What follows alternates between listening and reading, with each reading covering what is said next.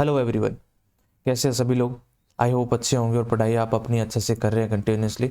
तो आज हमारा मॉक टेस्ट नंबर 7 है और मॉक टेस्ट पर पहुंचने से पहले हम सरस्वती माँ के चरणों में शीश झुकाएंगे और उनसे आशीर्वाद लेंगे। आशीर्वाद लेने के बाद हम सीधा चलेंगे मॉक टेस्ट नंबर 7 पे। तो हमेशा की तरह ये मॉक टेस्ट उन लोगों के लिए है जो बिगनर्स हैं या फिर रिपीटर्स हैं या फिर थोड़ी बहुत तैयारी कर चुके हैं या फिर तैयारी कर रहे हैं या इन्होंने पूरी कर ली है, सबके लिए मॉक टेस्ट है। मॉक टेस्ट सबको देना है। कौन से चैनल पे मिलता है? इसी चैनल पे मिलता है। और टारगेटेड एग्जाम हमारा सीजीएल मेन टारगेट है और उससे पहले भी जो एग्जाम्स आने वाले हैं, एसएससी के अदर एग्जाम्स हैं, वो भी हमने कवर करने हैं। ठीक है, तो मॉक टेस्ट आपको सबको जरूर अटेम्प्ट करना है। रीजनिंग से हम स्टार्ट करेंगे। पहला क्वेश्चन आपके सामने है, पहले आप करने की कोशिश करें, उसके बाद मेरा सॉल्यूशन देखें। तो इनको करने की क्या ट्रिक होती है? ट्रिक क्या होती है इसमें? जो मेथड लगता है कि ओड चूज करना है, इन सब में ओड चूज करना है। ओड चूज करने के लिए इनकी प्लेस वैल्यू लिख लेंगे 12, 5 और 2, और इनकी 10, 26 और 6 और 20, 10 और 16, और उसके बाद में 13, 3 और 9। तो और सभी जो ऑप्शन है उसमें 6 का डिफरेंस है। देखो इसमें भी 6 का डिफरेंस है, इसमें 6 का, इसमें 6 का डिफरेंस है, लेकिन इसमें 3 का डिफरेंस है, यानी ये ऑड है हमारा। ऑड है तो ये हमारा ऑड वन आउट, यानी हमारा आंसर हो जाएगा। आगे इन क्वेश्चंस में भी same to same place value लिखनी है, तो प्लेस वैल्यू लिख लेते हैं 16, 13, 18 और 5। ठीक है, और F6 होता है ना 6, और 16, 4, 26 और 22। उसके बाद में 16, 21, 16, 21 और 8 और 12। ठीक है, आगे प्लेस वैल्यू लिखेंगे 16, 12, 16 और 2। अब आगे देखो 16 तो आना ही आना है क्योंकि सब में आ रहा है तो इसमें भी आएगा। उसके बाद में इसके बाद में क्या आ रहा है? 13 के बाद में 4 आ रहा है, 4 के बाद में 21 आ रहा है, 21 के बाद में 12 आ रहा है, 12 के बाद में आएगा 3। क्यों आएगा? क्योंकि 9 9 घटा रहा है ये। देखो 3 और 9 12, 12 और 9 21, 21 और 9 30 होते हैं। 30 में 26 घटाएंगे यानी 26 ही अल्फाबेट होते हैं। 4 आ जाएगा, 4 में 9 जोड़ेंगे 13 आ जाएगा, यानी कि 3 आ गया। 16 और 3 किस में है? देखो 16, 3 इसमें है, इसमें है, इसमें नहीं है और इसमें नहीं है, यानी कि पहला और तीसरा आंसर हो सकता है। उसके बाद देखो 18 और 26 में कितना जोड़ा? 18 और 8 26, 26 में 8 जोड़ा, 8 8 8 16, 16 और में 8 जोड़ेगा तो 24, 24 का मतलब x आएगा। x किस में आ रहा है? सेकंड लास्ट में, इसमें आ रहा है। देखो ये वाला ऑप्शन हमारा आंसर हो जाएगा। आगे चेक करो क्या सीरीज। 10 और 5 15, 15 और 10 25, 25 और 20 45, 45 और 30 85, यानी कि अब कितना जोड़ेगा ये? 85 के अंदर जोड़ेगा ये 20, 30 जोड़ दिया तो 40 जोड़ेगा। कितना आ जाएगा? 5 8 4 12। दोबारा देखो इसने क्या सीरीज फॉलो करी है? इसमें सीरीज इसने फॉलो करी है 10 को 15 लिख रहा है, यानी 5 5 जोड़ रहा है, फिर इसने 10 जोड़े हैं, फिर इसने 20 जोड़े हैं, फिर उसके अच्छा डबल जोड़ रहा है, फिर इसने 40 जोड़े हैं। ठीक है, 40 जोड़े तो अब 80 जोड़ेगा, 85 में 80 जोड़ेगा तो 165 आ जाएगा हमारा आंसर। आगे चलेंगे, आगे देखेंगे इन क्वेश्चन में क्या करना होता है। सारे ऑप्शन चेक करने होते हैं, जो ऑप्शन हमारा सटीक बैठ जाएगा वो ही हमारा आंसर हो जाएगा। देखो ये वाला लगा के देखेंगे, 11 गुणा में 3 अपॉन में 11 माइनस 2 प्लस में 9, तो 11 से 11 कटेगा, 3 में से 2 गया 1, 1 और 9 10, यानी कि ये ऑप्शन सटीक बैठ गया, ये आंसर है हमारा। आगे चलेंगे, इन ऑप्शन में भी, इन क्वेश्चन में भी ऑप्शन सारे चेक करके देखते हैं। 264 24 है, तो 264 की जगह 9 रख के देखते हैं और प्लस माइनस की जगह भाग रख के देखते हैं। तो 9 प्लस की जगह प्लस रहेगा, 24 की जगह 24 रहेगा, और गुणा की जगह गुणा रहेगा। 9 की जगह 264 आ जाएगा, 9 की जगह 264 आ जाएगा, 24 की जगह 24 ही रहेगा ना। हाँ ठीक है, और माइनस की जगह भाग की जगह माइनस आ जाएगा, भाग की जगह माइनस आ जाएगा और माइनस की जगह भाग आ जाएगा। अब आप खुद सोचो कि लास्ट में तो मेरे को 630 ही लेके आना है, 630 ही लेके आना है, और यहाँ तो ये 24 को 264 से गुणा कर रहा है। कितना भी घटा लेना पर 630 तो नहीं आएगा, इसलिए ये वाला ऑप्शन हमारा आंसर नहीं हो सकता। और मैंने जब आपको बोला कि जब पहला ऑप्शन गलत हो जाए ना, ऐसे हम चेक कर रहे हैं, जब पहला ऑप्शन हमारा सटीक नहीं बैठे तो सीधा तीसरा चेक किया करो, पहले के बाद सीधा तीसरा चेक किया करो। तीसरा चेक करेंगे, 4 की जगह 24 रखेंगे यानी 264, और प्लस की जगह भाग रखेंगे तो 264/4, 4 24 की जगह 4 रखना है ना, उसके बाद में भाग की जगह प्लस रखना है, तो गुणा की जगह तो गुणा रहेगा, 9 की जगह प्लस रखना है, 60 माइनस में 4 बराबर देखो 630 आता है क्या? चेक कर लेते हैं। 4 छंग 24, 4 छंग 24, ठीक है। 9 से इसको गुणा करेंगे, 9 छंग 54, और 9 छंग 54 और 5 59, ये हो गया। ठीक है, उसमें 60 में से 4 यानी कि इसमें 56 और जोड़ेंगे, 56 जोड़ेंगे तो 6 4 10, 9 और 5 14 और 1 15, 15 हो गया, और ये 650 आ गया, ये तो 650 आ गया।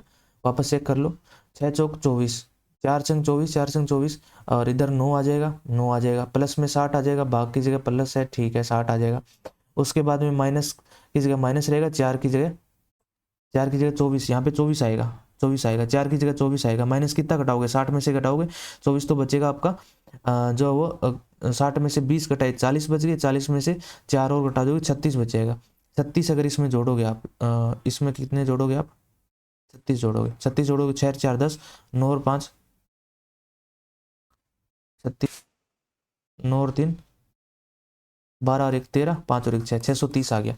यानी कि ऑप्शन नंबर सी हमारा सटीक आंसर हो जाएगा। जो ऑप्शन बैठ जाए वही आंसर हो जाएगा हमारा। तो आगे देखेंगे ये सीरीज क्या फॉलो कर रहा है, 14 को 40 बना रहा है, 11 को 31 बना रहा है। अब कोई ऐसी वैल्यू रही होगी जिसको इसने 25 बना दिया, तो 25 किसको बनाया वो देख लेते हैं। 14 को 40 कैसे बना रहा है ये क्या कर रहा है कि दूसरी जो वैल्यू होती है, यानी कि दूसरा, उसको उसमें 2 जोड़ रहा है और भाग कर रहा है किसका, 3 का। दूसरे में 2 जोड़ के भाग कर रहा है 3 का। जैसे मान लो कि मैं 31 है, 31 में मैंने 2 जोड़े पहले, तो 33 हो गया, फिर भाग कर दिया 3 का तो 11 आ गए। वैसे इसमें क्या किया, 40 था तो 40 में मैंने 2 जोड़े पहले, तो 42 आ गया, 42 में भाग कर दिया 3 का तो 14 आ गया। वैसे इसमें करना पड़ेगा, 2 जोड़ेंगे तो 27 आ जाएगा, 27 में भाग कर देंगे 3 का तो 9 आ जाएगा, 9 हमारा आंसर हो जाएगा। ये ट्रिक्स हैं जो एग्जामिनर सेट करता है, वो हमारे दिमाग में ज़्यादा से ज़्यादा मॉक लगाने से ही आएंगी, ठीक है। इसमें क्या कर रहा है, इसमें ये ब्लैक वाला गोला है, ये अगले में ऊपर जा रहा है, फिर नीचे आ रहा है, यानी ऊपर इसमें जा रहा है। ऑप्शन नंबर 3 आंसर हो जाएगा, खत्म। ऑप्शन नंबर 3 आंसर हो जाएगा। चलो आगे इनकी भी प्लेस वैल्यू लिखो। प्लेस वैल्यू लिखेंगे 6 1 3 5 19। उसके बाद में 1 6 3 1 6 3 3 3 3 19 और 5। तो 19 और 5 को उल्टा लिख रहा है, 6 वो 1 को उल्टा लिख रहा है, 3 को है वैसे वैसे लिख रहा है। अब अपना क्वेश्चन कहाँ पे, ये रहा। इसको क्या लिखेंगे, 8 1 14 7 और 19। अब देखिए 14 को तो 14 रखेंगे, 1 को इधर ले आएंगे 1 आ जाएगा, 8 को इधर ले आएंगे 8 आ जाएगा, 7 को इधर ले आएंगे 19 को इधर ले आएंगे। 1 8 14 19 7 किस में, 1 8 14 19 7, 1 8 14 19 7, ऑप्शन नंबर 4 में ये हमारा आंसर हो जाएगा। आगे चलेंगे, आगे ये सारी कंडीशन दी गई है, एल एम और सब में कंडीशन देके लास्ट में पूछा गया आर जो पी का भाई है, आर पी का भाई है, आर को है वो पी का भाई होना पड़ेगा, आर जो है वो पी का भाई है, ठीक है। अब पी कुछ भी हो सकती है, इसकी बहन भी हो सकती है, इसका भाई भी हो सकता है, लेकिन आर जो है वो मेल रहेगा, मेल होगा तो उसमें प्लस लगा दे। हाँ यहाँ लिख लेना, मेल होगा तो उसके लिए प्लस लगा देंगे, फीमेल होगा तो उसके लिए माइनस लगा देंगे। अब हमारी कंडीशन देखो, पहला कह रहा है कि पी भाग आर, भाग वाले को देखो, एल भाग एम का मतलब है एल एम की बहन है, यानी कि पी है वो आर की बहन है, पी आर की बहन है, ठीक है, पी आर की बहन है, लेकिन आर के बारे में अभी कोई स्पेसिफिक पता नहीं चला।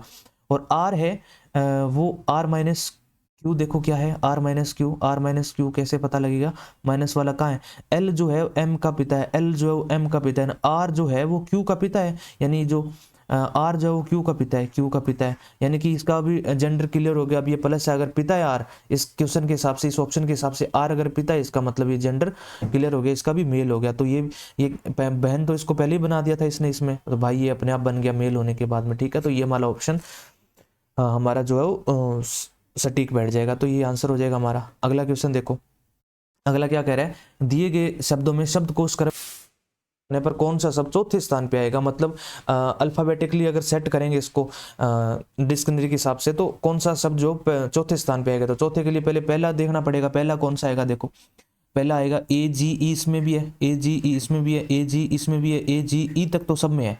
ई के बाद में देखो किस में अलग है, इसमें एन है, इसमें भी एन है, इसमें ई है और इसमें ई है और इसमें एन है, यानी कि इन दोनों में से पहला आएगा। पहला देखो अब इन दोनों में से पहला कौन सा आएगा, पहला और दूसरा तो यही है, तीसरा और चौथा जो है वो हमारे पहले और दूसरे स्थान पे आएगा। कैसे आएगा, देखो इसमें ए जी ई के बाद में आई है, इसमें भी आई है, इसमें एस है, इसमें भी एस है, इसमें टी है और इसमें एम है। अब बताओ टी पहले आएगा या एम पहले आएगा, आप कहोगे सर पहले तो एम आएगा, एम पहले आएगा तो पहले 3 नंबर वाला पहले आ जाएगा हमारे पास, पहले स्थान पे आ जाएगा। दूसरे स्थान पे से तो इसी को आना पड़ेगा क्योंकि इससे पहले तो ये आ नहीं सकते, ठीक है, दूसरे स्थान पे आ गया। तीसरे स्थान के लिए इन तीनों के बीच में कंपटीशन रहेगा, ये और ये, इन दोनों में से, इन तीनों में से तीसरे स्थान पर कौन आएगा, तो चेक करते हैं। देखो तक तो सेम है, एन तक भी सेम है सारे, उसके बाद में इसमें डी है और इसके अंदर क्या है, इसमें डी है और इसमें एन के बाद में टी है, डी और टी यानी कि ये पहले आएगा, ये तो बाद में आएगा, ये कन्फर्म हो गया।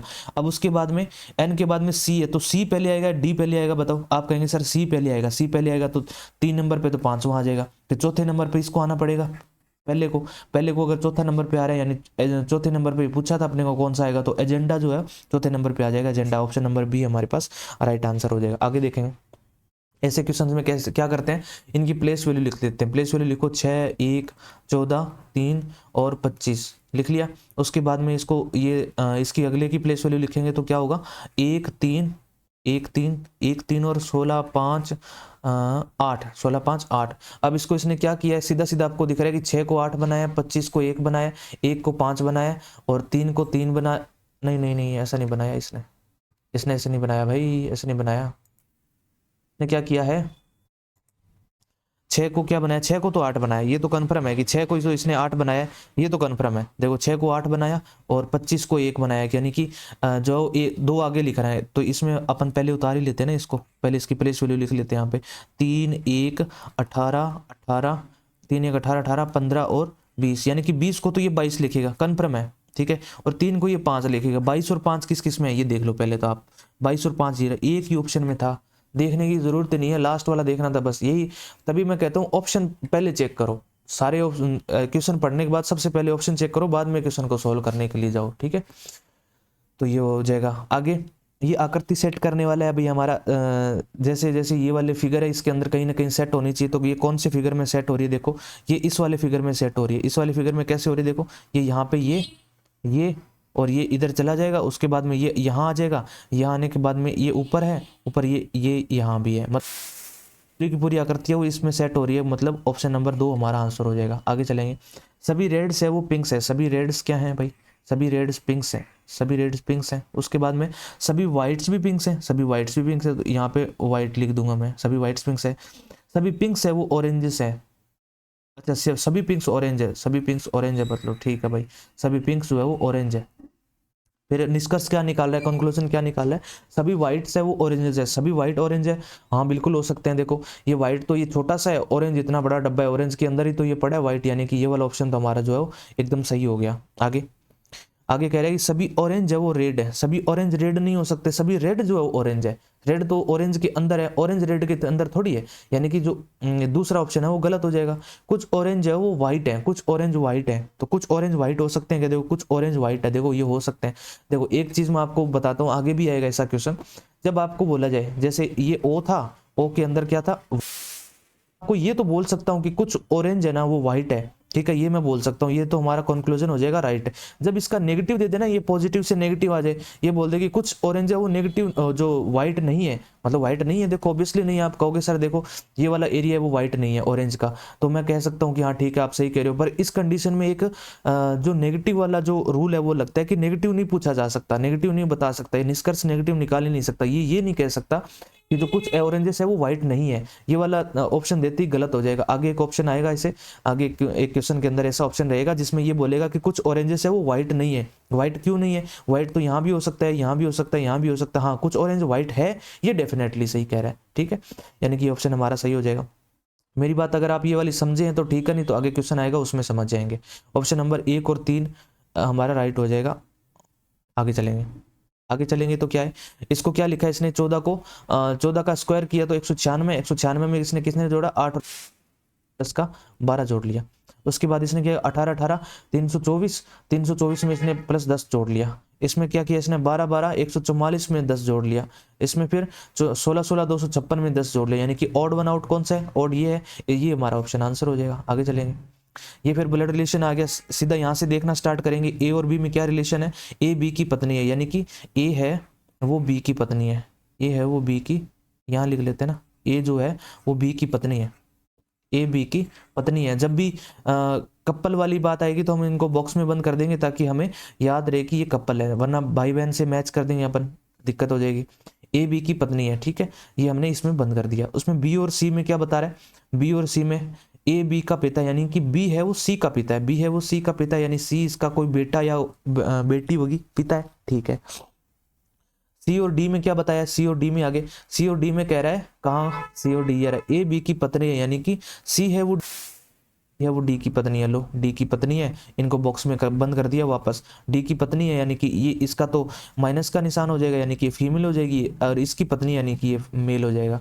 उसके बाद में डी और ई में क्या रिलेशन है, ए बी का पुत्र है, यानी डी है वो ई का पुत्र है, डी है वो ई का पुत्र है, ठीक है, अभी डी ई का पुत्र है, ई का पुत्र है, ई का जेंडर क्लियर नहीं है, माता है इसकी या पिता है कोई पता नहीं है, यहाँ से पता लग जाएगा। ई और एफ में क्या रिलेशन है, ई एफ में रिलेशन है कि ई जो है वो ए बी का पिता यानी ई है जो एफ का पिता है, ई एफ का क्या है, पति है, अच्छा ई एफ का जो है पति है, एफ का पति है, यानी कि ये जो है वो हमारा मेल हो जाएगा, ये फीमेल हो जाएगा। बस डायग्राम बनाते जाओ जैसे जैसे कहता है। एफ क्या कह रहा है, एफ और जी में क्या रिलेशन है, प्लस वाला देखो, प्लस वाला ये रहा, ए बी की माता यानी एफ है वो जी की माता है, एफ है वो जी की माता है, यानी कि इसका ही कोई भाई रहा होगा यहाँ पे, जी है वो या तो कोई भाई है या बहन है, इसका जेंडर हमारा क्लियर नहीं है। अब पूछ रहा है कि ए डी से किस प्रकार संबंधित है, ए डी से, ए है वो डी से किस प्रकार संबंधित है, तो ए तो ये रहा और डी ये रहा, यानी की माता है वो, डी के पत्नी की माता, डी की क्या लगेगी, सास लगेगी, सास हमारा आंसर हो जाएगा। ये लड़कियों के क्वेश्चन बहुत सही होते हैं ब्लड रिलेशन वाले, उनको थोड़ी नॉलेज ज्यादा होती है, लड़के फंस जाते हैं बेचारे। लेथार्जिक का मतलब आलसी होता है, आलसी को इसने उल्टा करके लिखा है अलर्टनेस। तो जेंटल का मतलब उदार होता है, उदार को अपन क्या लिखेंगे, जो वो लिखेंगे हर्ष मतलब कठोर, जो कठोर दिल का होता है उसको बोलेंगे, ठीक है, ये सही हो जाएगा। अगला इसने क्या बनाया भाई, 24 में 2 का भाग दिया, 2 में फिर 9 जोड़ दिया तो 21 आ गया, फिर 34 में 2 का भाग दिया 17, 17 में 16 जोड़ा तो 33 आ गया। वैसे सेम टू सेम देखो कौन से ऑप्शन में सेट बैठेगा, तो 34 में 2 का भाग देंगे 17, 17 और 8 28 तो नहीं होते, और 53 में 2 का भाग जा ही नहीं रहा तो ये भी ऑप्शन नहीं हो सकता, 43 में 2 का भाग नहीं जा रहा तो ये भी ऑप्शन नहीं हो सकता, 42 में 2 का भाग देंगे 21, 21 और 9 30, यानी कि ये ऑप्शन हमारा आंसर हो जाएगा। आगे चलेंगे, ये आकृति जो है वो किसी न किसी ऐसी आकृति में सेट है जो ये ऑप्शन में दी गई है, तो ये कौन सी में सेट है, इसमें सेट है, देखो ये वाली देखो आ रही है, यहाँ से लेके फिर यहाँ जा रही है, फिर ये देखो यहाँ जा रही है, यानी कि इसमें सेट है, इसमें भी नहीं है, इसमें पूरी लाइन नहीं है, और इसमें भी पूरी लाइन नहीं है, इसमें पूरी लाइन नहीं है, तो यहाँ सीधा मेरे को दिखा और ऑप्शन नंबर 2 मैंने टिक कर दिया, हमारा आंसर हो जाएगा। आगे देखें, सभी आर है वो एम है, जो मैं आपको बोल रहा था वो यहाँ पे आपको समझ आएगा, ठीक है, सभी आर जो है वो एम है, ठीक है, पहले तो कंडीशन हम फिगर बना लेते हैं, सभी आर जो है वो एम है, सभी आर एम हो गए। उसके बाद कह रहे हैं कि कुछ एल जो है वो एम है, सभी एल जो एम है, ठीक है, सभी एल भी एम है, एल यहाँ पे होगा, सभी एल भी एम है, सभी आर भी एम है, मतलब दोनों फिगर जो है आर और एल एम के अंदर आएंगे। कुछ एम आर नहीं है, अब देखो कुछ एम आर नहीं है, कुछ एम आर नहीं है, ये वाला ऑप्शन सही नहीं हो सकता। जब ये पॉजिटिव देके नेगेटिव निष्कर्ष निकालेगा तो ये ऑप्शन सही नहीं होगा, कभी नहीं होगा। मैंने आपको इन क्वेश्चंस के थ्रू 2 चीज सिखाई है, एक तो अगर ये डेफिनेटली बोल देगा कि डेफिनेटली नहीं है, जैसे यहाँ पे बोल दिया, ये यहाँ पे कुछ बना दिया मैंने, एल बना दिया, एम बना दिया और आर बना दिया। अब ये बोलेगा कि कुछ आर जो है वो एल है, कुछ आर जो एल दिया, इसका मतलब ये ऑप्शन आंसर नहीं हो सकता। यानी कि अगर संभावना बताए कि कुछ आर के एल होने की संभावना है तो ये ठीक बैठ सकता है, सही हो सकता है। और दूसरी मैंने चीज आपको क्या सिखाई आज कि ये एक बड़ा सा मैंने एम बनाया, एम के अंदर मैंने बनाया एल, तो मैंने आपको कहा कि कुछ एम जो है वो एल नहीं है, तो ये ऑप्शन भी हमेशा गलत होगा क्योंकि नेगेटिव नहीं जा सकता। ये तो एक पॉसिबिलिटी होती है तब देता है, और ये जो है नेगेटिव नहीं जा सकता कभी भी। यहाँ पे अगर ये बोले यहाँ कुछ एम है वो एल है, हाँ ठीक है, कुछ एम एल है, पॉजिटिव अगर दे रहा है तो ठीक है। अगर ये कह रहे हैं कुछ एम एल नहीं है, नहीं वाला ऑप्शन गलत हो जाएगा। यानी कुछ एम है वो आर नहीं है तो ये गलत हो जाएगा। कुछ एल है वो जो आर है, कुछ एल जो है वो आर है, बिल्कुल है, कुछ एल जो आर है, कुछ एल नहीं, सभी एल ही आर है। ये कह रहे हैं कि कुछ एल जो है वो आर है, कुछ एल आर तो नहीं है, सभी एल आर है, मतलब ये भी गलत हो जाएगा। इसने पहले ही बोल दी कि सभी एल जो है वो आर है, ये देखो सभी एल जो है वो आर है, नहीं नहीं नहीं नहीं नहीं आर नहीं, ये एम है, सॉरी मैं गलत बोल रहा हूँ। कुछ एल आर का मतलब है कि कोई भी एल आर है ही नहीं। देखो कुछ एल आर है, ये डेफिनेटली बोल रहा है। यहाँ रख देता, मान लो अगर एल को मैं यहाँ रख देता, यहाँ एल होता, तब कुछ एल जो है आर हो सकते थे, यानी ये भी डेफिनेटली बोल रहा है। 2 चीज मैंने सिखा दी आपको एक ही क्वेश्चन से। वो क्या सिखा दी, एक तो अगर डेफिनेटली बोले तो वो कभी भी सही नहीं होगा, अगर संभावना होगी तो वो सही हो सकता है। जैसे यहाँ पे बोला था मैंने कुछ आर है वो एल हो सकते हैं, हाँ बिल्कुल हो सकते हैं, लेकिन इसने डेफिनेटली बोल दिया कि कुछ आर है वो एल है, इसका मतलब ये गलत है। यहाँ पे भी क्या होगा, अगर इसने बोल दिया होता कि कुछ आर है जो है एल होने की संभावना है, तो संभावना हो सकती थी, क्या पता मैं इसको यहाँ से ले लूँ, मेरी मर्जी है ना वो, तो मैं यहाँ से लूँ, यहाँ से यहाँ पे रख दूँ आर को, सॉरी एल को, तो वो डेफिनेटली वाला भी गलत हो जाएगा। ये कह रहे कुछ एम जो है वो एल है, एम कहाँ है, एम ये पूरे हैं, एल यहाँ पे मैंने रखा था, तो कुछ एम के एल होने की संभावना भी है और कुछ एम एल है भी, डेफिनेटली है। इसका मतलब ये वाला तीसरा ऑप्शन हमारा सही होगा।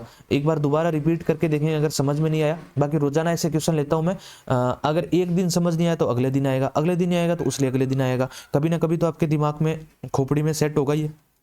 अब देखो 9 को तो ये लिख रहा है, ठीक है, उसके बाद में ये 11 को क्या लिख रहा है, 76 लिख रहा है, तो ये 88 किसको लिखेगा बताओ, 88 किसको लिखेगा। तो इसमें इसने क्या बनाई है, इसने बनाया कि पहले तो इसमें 8 जोड़ रहा है, 9 में 8 जोड़ा, फिर 4 से गुणा कर दिया। देखो 9 और 8 17, 17 चौके 68। इसमें भी देखो 11 में 8 जोड़ा, 11 और 8 कितने हो गए, 11 और 8 हो गए कितने हो गए, 19 हो गए। 19 को 4 से गुणा किया तो 76। अब देखो यहाँ पे क्या जोड़े, और उसमें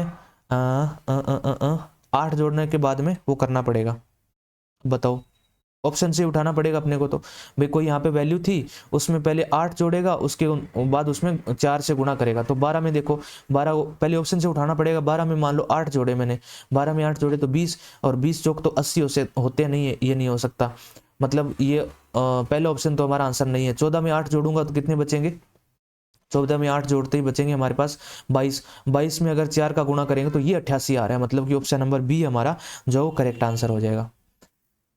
जब भी देखने को बोला था तो मैंने ये बोला था कि पहले तो पहले वाले को पकड़ो, पहले 2 को पकड़ लो।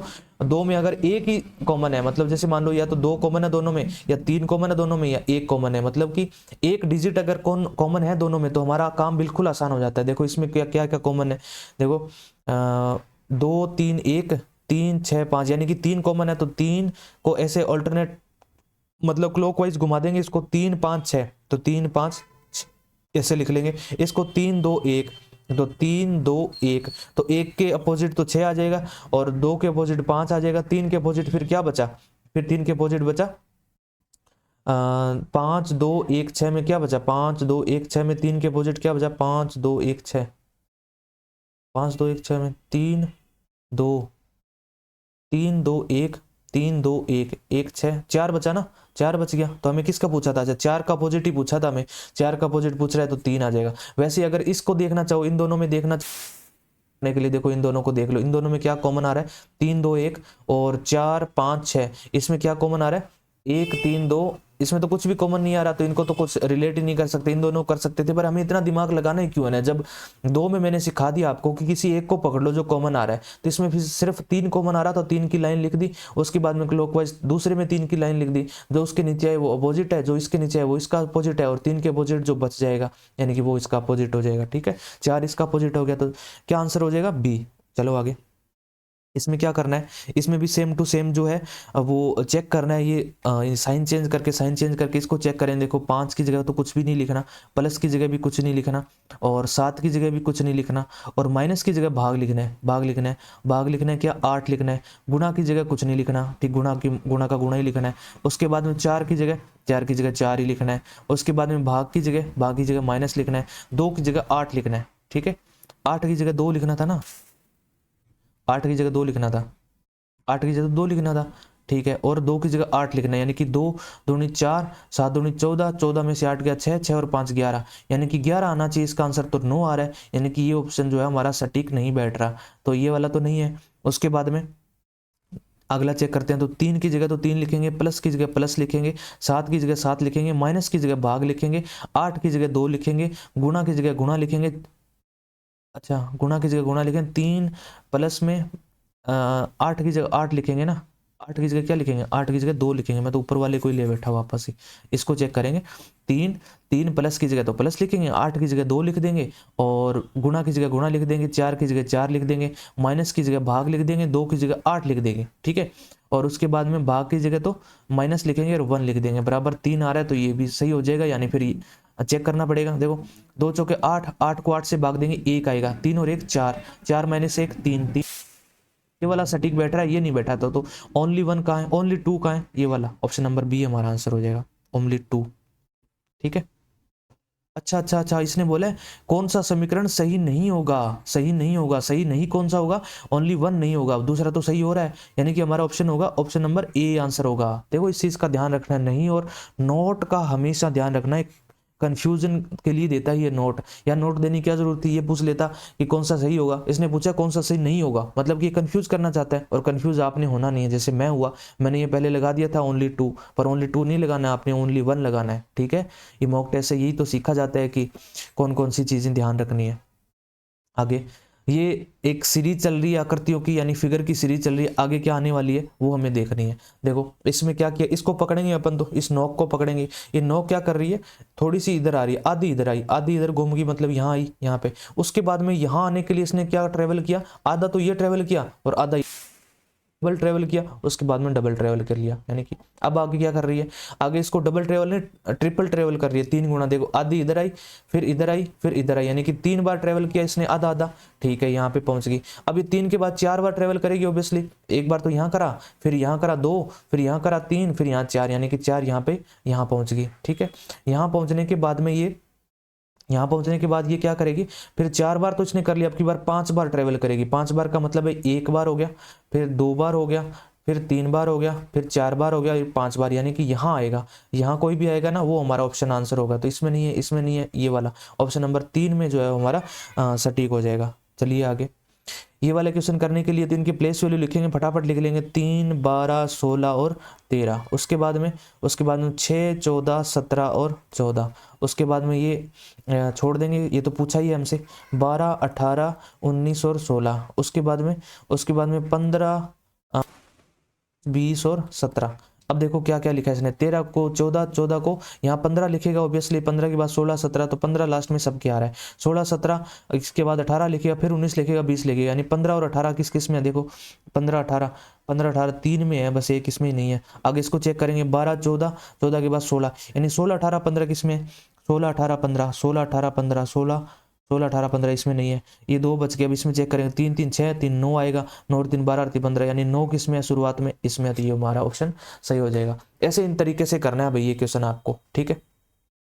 लेक जो होती है वो लैंड पे होती है, मतलब कि हमारी लैंड है, यहाँ पे देखो जैसे हमारी ये इतनी लैंड है हमारी, यहाँ पे तो लेक बनी होती है, और उसके बाद में आइलैंड से, आइलैंड कहाँ बने होते हैं हमारे, आइलैंड तो पानी के अंदर होते हैं, बस यही दिखाना था इसको, यही हमें चूज करना था। यानी लेक जो होती है वो लैंड पे, यानी कि हमारी भूमि पे होती है, और उसके बाद में आइलैंड्स की बात हो रही है, तो आइलैंड्स जो होते हैं वो हमारे पानी के अंदर होते हैं, ठीक है। आगे चलेंगे, तो ये हमारे जी के फटाफट फटाफट करेंगे। अम्ल नीले लिटमस के रंग को किसमें, लाल में चेंज कर देता है, तो ऑप्शन नंबर बी आंसर हो जाएगा। Acid changes the colour of blue litmus to red, ठीक है, ऑप्शन नंबर बी। तो निम्नलिखित में से कौन सी पहाड़ियां और उनका क्षेत्र सही सुमेलित है, तो जावड़ी पहाड़ियां वो पूर्वी घाट में है, बाकी सारी अलग है। जावड़ी पहाड़ी याद रखेंगे हमेशा सुमेलित है, और जावड़ी पहाड़ियां हमेशा कहाँ याद रखेंगे, पूर्वी घाट के अंदर है। भारत के संविधान के तहत संघ की कार्यपालिका का संवैधानिक प्रमुख कौन होता है, तो संवैधानिक प्रमुख तो हमारा जो होता है वो राष्ट्रपति होता है। राष्ट्रपति के साइन होते हैं संघ की कार्यपालिका में, सारे काम। जब भी कोई बिल पास होता है तो लास्ट में जो अनुभूति देता है वो कौन देता है, राष्ट्रपति देता है। हालांकि राष्ट्रपति एक ऐसे कहा जाए कि नाम मात्र का अध्यक्ष होता है, मेन जो अध्यक्ष होता है। कल जो एक क्वेश्चन आया था, जो हमारे मंत्री परिषद का अध्यक्ष कौन होता है, वो तो अध्यक्ष होता है हमारा पीएम होता है, जो प्रधानमंत्री होता है। लेकिन हमारी कार्यपालिका, संघ की कार्यपालिका का अध्यक्ष कौन है, राष्ट्रपति है। राष्ट्रपति के साइन बिना कुछ भी, कोई भी बिल पास नहीं होता। कुछ आगे चलेंगे। कथक नृत्यांगना सितारा देवी को 1973 में निम्नलिखित में से किस पुरस्कार से सम्मानित किया गया था, तो उसको पद्मश्री से सम्मानित किया गया था। कथक नृत्यांगना सितारा देवी को 1973 में, ये आपको याद रखना है। आगे चलेंगे। भारत के संविधान का कौन सा अनुच्छेद शिक्षा के अधिकार को मौलिक अधिकार के रूप में मान्यता संबंधित है।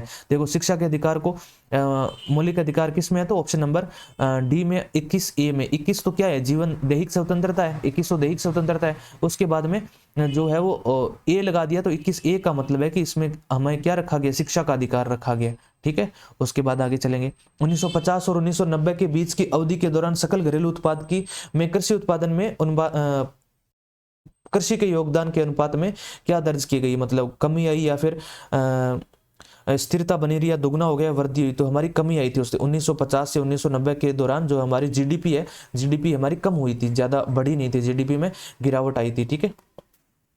कैल्शियम कार्बोनेट पानी और कार्बन डाइऑक्साइड की प्रतिक्रिया से बनने वाला उत्पाद कौन सा है, तो ये तो आपको सबको पता हो, कैल्शियम हाइड्रोजन कार्बोनेट होता है। ये मुझे नहीं लगता कोई ऐसा बच्चा होगा जिसको ये क्वेश्चन नहीं पता, क्योंकि केमिस्ट्री का ये सबसे बेसिक क्वेश्चन है, जिसमें क्या बनता है, कैल्शियम कार्बोनेट और वाटर और कार्बन डाइऑक्साइड को मिला के हम क्या बनाते हैं, कैल्शियम हाइड्रोजन कार्बोनेट में बनाते हैं। ये तो आपको पता ही होगा, नहीं पता है तो यहाँ से देख लेंगे। यहाँ से जो भी क्वेश्चन आपको दिखता है उसको याद रखा करो बार बार। और इनकी पीडीएफ जो है वो आज मैंने डाल दी है, आपको सारे चैनल पे सारी पीडीएफ आपको आपको मिल गई होगी।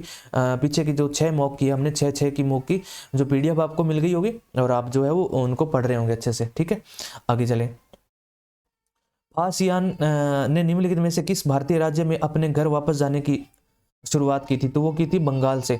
बंगाल से फाइसियान नहीं होते, फाइयान है, फाइयान बोलते हैं उसको, फाइयान जो है वो अपने बंगाल से जो चाइना की तरफ गया था, चाइना से ही तो आया था ये फाइयान, कहाँ से आया था? चाइना से आया था, ठीक है। सकल प्राथमिक घाटे को इसके रूप में व्यक्त किया जाता है तो सकल राजकोषीय घाटा माइनस निवल ब्याज देता, यानी कि ग्रोस। इसको इकोनॉमिक्स को ज्यादातर आप इंग्लिश में पढ़ा करो, इंग्लिश मीडियम वाले जो होते हैं वो बहुत सही से कर पाते हैं, और हिंदी मीडियम वालों को भी कहूंगा कि इकोनॉमिक्स ऐसा सब्जेक्ट है और एक थोड़ा बायोलॉजी, ये 2 ऐसे सब्जेक्ट हैं जिनको आप इंग्लिश में पढ़ा करो, हिंदी में मत पढ़ा करो इनको। इनकी टर्म्स होती है वो इंग्लिश में अच्छी होती है। देखो ये इसका मतलब होता है gross primary deficit can be expressed as gross physical deficit, और इसमें माइनस कर देते हैं नेट इंटरेस्ट लाइबिलिटीज। ये हमारा इकोनॉमिक्स का एक कॉन्सेप्ट है जिसको आप पढ़ेंगे अपनी इकोनॉमिक्स में, बट यहाँ से आपको याद रखना है कि ग्रोस प्राइमरी डेफिसिट क्या होता है, ग्रोस फिजिकल डेफिसिट में से नेट इंटरेस्ट लाइबिलिटीज हम घटा देते हैं, ठीक है, याद रखेंगे।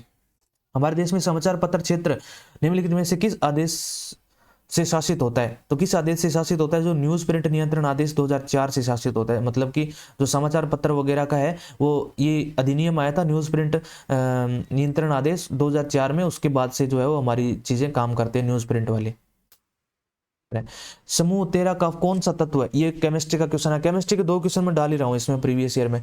समूह 13 का कौन सा तत्व एक कम गलनांक वाला एक नरम धातु है और व्यापार रूप में से अर्धचालक के डोपन एम मिश्र को और ट्रांजिस्टर जैसे ठोस अवस्था के उपकरणों का उत्पादन करने में उपयोग किया जाता है? कुछ भी समझ नहीं आया, मुझे भी नहीं आया, हिंदी में तो कुछ समझ आता ही नहीं है। केमिस्ट्री इकोनॉमिक्स होगी, बायोलॉजी होगी, केमिस्ट्री साइंस तो मैं कहता हूँ पूरी पूरी, चाहे फिजिक्स हो, ये इंग्लिश मीडियम वालों के लिए बनी है। हिंदी मीडियम वाले तो बेचारे हाँ ठीक है उसका हिंदी अनुवाद कर लेते हैं हम। केमिस्ट्री सारे के सारे प्रयोग हुए हैं वो सारे यूरोप में हुए हैं, यूरोप वाले इंग्लिश बोलते हैं, अब इंग्लिश का हिंदी बना के हमारे भारत में पेश किया गया, तो कुछ वर्ड ऐसे बना देते हैं वो पता नहीं चलता कि उनका मतलब क्या। वो डोपन पता नहीं क्या होता है, डोपन क्या होता है यहाँ से पता चलेगा अपने को।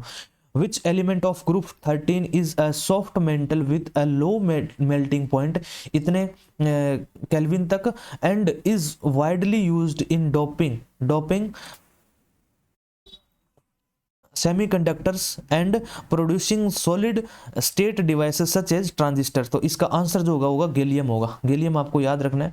और ज़्यादा जो ये केमिस्ट्री के क्वेश्चन आते हैं इनको आप अगर साइंस बैकग्राउंड के हैं तो ही कर पाते होंगे, अगर साइंस बैकग्राउंड के आप नहीं है तो इन क्वेश्चन को आप छोड़ दिया करो एक बार। बस आप इतना ध्यान रखा करो, मैं 25 क्वेश्चन करवाता हूँ जीके के, जैसे मैंने रीजनिंग के 25 कराए तो रीजनिंग के तो 25 के 25 आपको करने हैं, आपको आने चाहिए। अब वो जब मैं 30-40 मॉक करवा दूंगा तो रीजनिंग के 25 क्वेश्चन आपको आने चाहिए। उसके बाद जीके के 25 करवाता हूँ, इसके अंदर आप 18 से 20 क्वेश्चन आपको ऐसे लगेंगे हाँ ठीक है ये मेरे को याद रह सकते हैं। बाकी के क्वेश्चन होते हैं वो आपके सब्जेक्ट में पकड़ होगी तो ही आप रट पाओगे, उनको याद कर पाओगे। जैसे ये है, ये अगर आपकी केमिस्ट्री के अंदर पकड़ है, अगर केमिस्ट्री फिजिक्स बायोलॉजी के अंदर पकड़ है तो ये चीजें आपकी कर सकते हो, आप ये कंठस्थ कर सकते हो। इकोनॉमिक के अंदर पकड़ है तो इकोनॉमी वाला क्वेश्चन कर सकते हो। तो ये चीज मैं आपको कह रहा हूँ 4-5 क्वेश्चन जीके के ऐसे सोचा करो, कोई नहीं ये मैं सब्जेक्ट करूंगा अपना तब कर लूंगा, ठीक है। जो बिगिनर्स है उनकी बात कर, जिन्होंने एक बार कर लिया वो तो कर ही लेते होंगे। उसके बाद मैं मैथ्स की बात करता हूँ तो मैथ्स के 25 के 25 सोल्व किया करो, और जो मैं तरीके बताता हूँ उनको लिखा करो, अपनी कॉपी में लिख लिया करो। और उसके बाद इंग्लिश है तो इंग्लिश में तो जो वर्ड वगैरह है जो मैं बताता हूँ उनको अपने दिमाग में एक बार सेट कर लिया करो। ये हमारे चारों सब्जेक्ट की बात होगी। आगे चलेंगे। 2 या 2 से अधिक संकुलों वाले यौगिकों में किस प्रकार का साम्यता मौजूद होता है जिनमें से प्रत्येक में लिंक्ड का एक अलग समूह होता है जिसे सैद्धांतिक रूप से अन्य संकुल में लिंक्ड में प्रतिस्थापित किया जाता है? तो ये देखो, ये वाला क्वेश्चन भी देखो आपको बिल्कुल समझ नहीं आएगा। What type of isomerism exist in compounds containing 2 or more complexes, each of which contains a different set of ligaments that can be principally be replaced with the ligament of the other complex। ये मैंने कहा ना, जिसकी subject में पकड़ मजबूत होगी वही कर पाएगा, जिसकी नहीं होगी उसको याद भी नहीं कर पाएगा। तो इसका ऑप्शन तो ये आंसर होगा कोऑर्डिनेशन आइसो, इसका आंसर होगा कोऑर्डिनेशन आइसोमेरिज्म। बट वही बात है, अगर आपको एक बार आपने पढ़ लिए ये सब्जेक्ट तो आपको करने में बहुत आसानी रहेगी, वरना फिर आप टेंशन मत लें, आप दोबारा जब अपने टीचर से पढ़ेंगे तो आपको अच्छे से समझ आ जाएंगे। यहाँ से बस जीके के 18-20 क्वेश्चन होते हैं जैसे आपको उठाने होते हैं और याद करने होते हैं, ठीक है। चलिए रेड क्लिफ रेखा भारत के किस देश को अलग करती है? अब ये क्वेश्चन ऐसा है जो हर कोई याद कर सकता है, चाहे हिंदी मीडियम हो चाहे इंग्लिश मीडियम हो, ये हर कोई याद कर सकता है। तो यहाँ से अब रेड क्लिफ आपने देख लिया ना, आज के बाद रेड क्लिफ का क्वेश्चन आप भूलोगे नहीं, क्योंकि एग्जाम में ऐसे पूछा जाता है, कभी रैंडमली पूछा जा सकता है। तो रेड क्लिफ किसके बीच में? भारत और पाकिस्तान के बीच में, ये आपको याद रखना है। अब ऐसे क्वेश्चन आपको हमेशा याद रखना है। निम्नलिखित में से कौन सी शेल का निर्माण मैग्मा के ठंडा होने और क्रिस्टलीकरण के परिणाम स्वरूप होता है? तो किससे होता है भाई?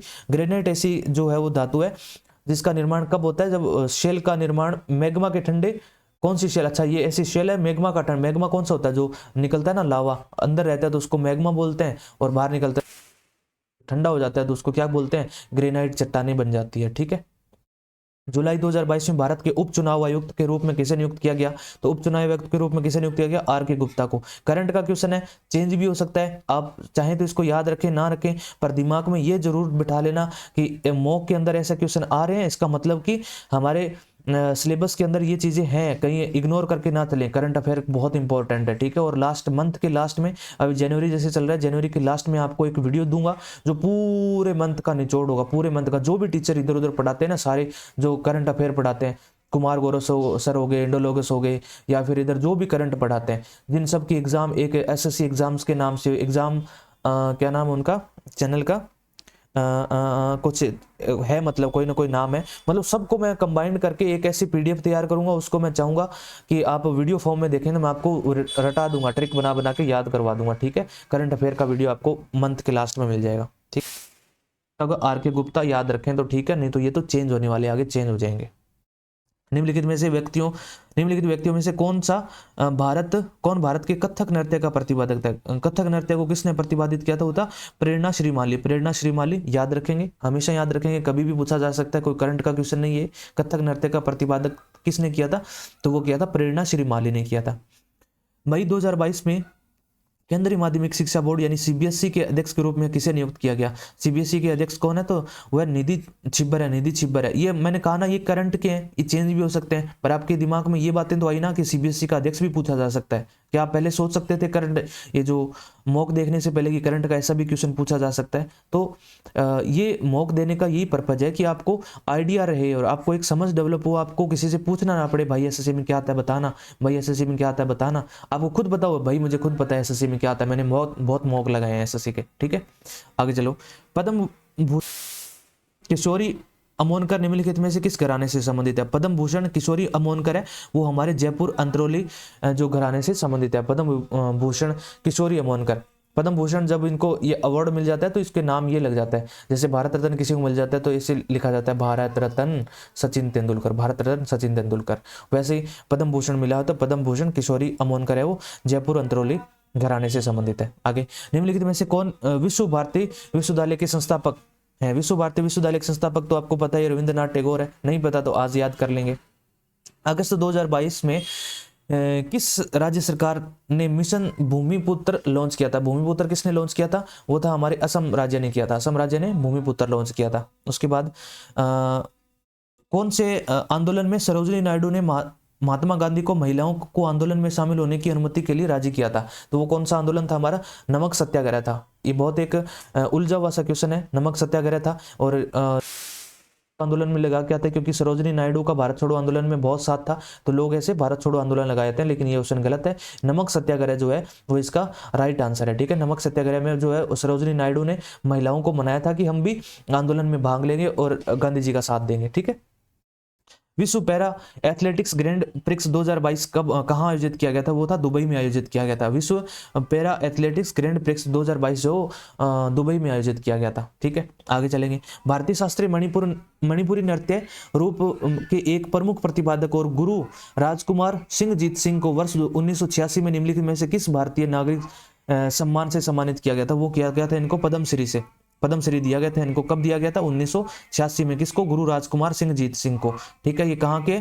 शास्त्रीय मणिपुर नृत्य। देखो 3-4 क्वेश्चन याद हो गए ना, ये अब आगे भी घुमा के पूछता रहेगा। अब यहाँ पे इसने सारी इन्फॉर्मेशन दे दी ना, आगे सीधा पूछ लेगा गुरु राजकुमार सिंहजीत सिंह किससे रिलेटेड है? तो मणिपुरी नृत्य से संबंधित। चलेंगे। निम्नलिखित में से कौन सा खिलाड़ी बैडमिंटन से संबंधित है? तो बैडमिंटन से संबंधित कौन सा खिलाड़ी है? ये ऑप्शन 4 आपको चेक करने होते हैं पहले। ठीक है, ये 4 ऑप्शन आपको चेक करने होते हैं। 4 ऑप्शन चेक करने के बाद आप बताते हैं कि के श्रीकांत जो है वो इसका राइट आंसर होगा। बैडमिंटन से जो रिलेटेड है, कौन से हैं, तो के श्रीकांत है। ठीक है, के श्रीकांत जो है वो बैडमिंटन से रिलेटेड है। आगे चेक करेंगे, कब अवध में सहायक गठबंधन की संधि लागू की थी। तो अंग्रेजों ने जो अवध के साथ में सहायक गठबंधन कब सब्सिडरी अलायंस कब किया था, वो किया था हमारा 1801 ईस्वी में। 1801 ईस्वी में अवध के साथ में भी, अवध का नवाब और ये सब चीजें आप पढ़ते ही हैं। तो अवध में जो है वो सब्सिडरी अलायंस कब किया था अंग्रेजों ने, वो 1801 ईस्वी में किया था। तो अब हमारी जो है वो मैथमेटिक्स, हमारी प्यारी, सबकी प्यारी मैथमेटिक्स स्टार्ट होने जा रही है। तो बहुत ध्यान से अपनी कॉपी पेन उठा लेंगे और करना स्टार्ट करेंगे। ठीक है, और इससे पहले मैं थोड़ा सा पानी पी लेता हूँ।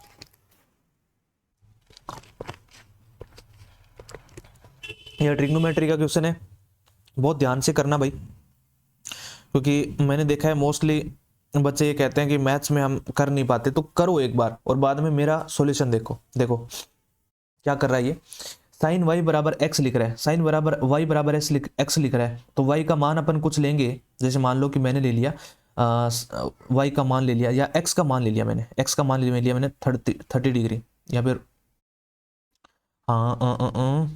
हाँ एक्स का मान मैंने 1 ले लिया। एक्स को मैंने क्या लिए दिया हुआ था अपने को, साइन वाई बराबर एक्स दिया हुआ है। तो एक्स को मैंने 1 ले लिया, 1 ले लिया। तो साइन का मान क्या हो जाएगा, साइन वाई का मान कितना आ जाएगा, 0 डिग्री आ जाएगा। 0 डिग्री पे तो सॉरी 90 डिग्री आ जाएगा। 90 डिग्री पे तो ये 1 होता है। ठीक है, अब कोस 90 कितना होता है, कोस 290, यानी कि 180 आ रहा है। 180 आ रहा है का मतलब कि 180 डिग्री की वैल्यू निकालनी पड़ेगी मेरे को। मैं इतनी मेहनत क्यों करूं। तब मैं फिर बाद में मैंने इसका साइन चेंज करने की सोची। फिर मैंने क्या, वाई है बराबर एक्स में है, तो इसको मैं अगर 30 डिग्री ले लूं, तो अगर मैं इसको 30 डिग्री ले लूं तो 30 डिग्री पे मेरा काम बन सकता है। यानी कि इसको मैं 30 डिग्री लिया तो 30 डिग्री क्या होता है, एक्स का मान मैंने ले लिया 1/2, 1/2 लिया तो साइन वाई बराबर 30 डिग्री आ गया। अब 30 डिग्री यहाँ पे लगा के देखूंगा मैं, तो कोस 60 का मान पूछ रहा है। कोस 60 का मान देखो इसमें कहाँ लगेगा, एक्स का मान 1/2 रखने पे, एक्स का मान 1/2 रखने पे कौन से ऑप्शन में कोस 60 का मान यानी कि 1/2 आ जाएगा।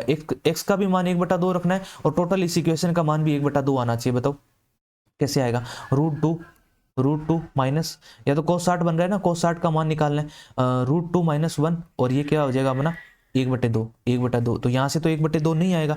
ठीक है, ये हमारा ऑप्शन आंसर नहीं हो सकता। ये रूट है, ये रूट कैसे हटाएंगे, यहाँ पे भी नहीं आ सकता, यहाँ आ सकता है ऑप्शन नंबर सी में। तो 1 - 2 गुणा में 1/2, यानी ये तो 0 आ गया। ये भी नहीं हो सकता, 1/2 चाहिए हमें, तो क्योंकि 30 डिग्री लिया हमने, 30 डिग्री का जो मान होता है वो 1/2 होता है। उसमें 60 बचेगा, कोस 60 का भी मान 1/2 होता है। ठीक है, तो 1/2 इसमें आएगा। चौथे में क्या आएगा, 1 - 2 गुणा 1/4, यानी कि इसके काटेगा 1 - 1/2 बराबर 1/2, यानी कि ऑप्शन नंबर डी हमारा आंसर हो जाएगा। ऐसे आपको एक्स की वैल्यू रख के देखनी है। मेरे सामने मैंने आपके सामने सीधी 1/2 नहीं ली। आपसे पूछोगे सर ने तो पहले डिसाइड कर रखा होगा कि 1/2 ही लेनी है। मैंने आपके सामने 1 लेने की कोशिश करी, पर इससे बहुत बड़ा लंबा बन रहा है। देखो 1 लूंगा तो ये y बराबर 180 डिग्री आ जाएगा। कोस 180 डिग्री का मान निकालना पड़ेगा। क्यों निकालें भाई, हमें तो 90 तक ही याद मान है, मान याद है, और 90 तक ही निकालना है हमने। ठीक है, आगे चले। अच्छा ये 2 बार हो गया।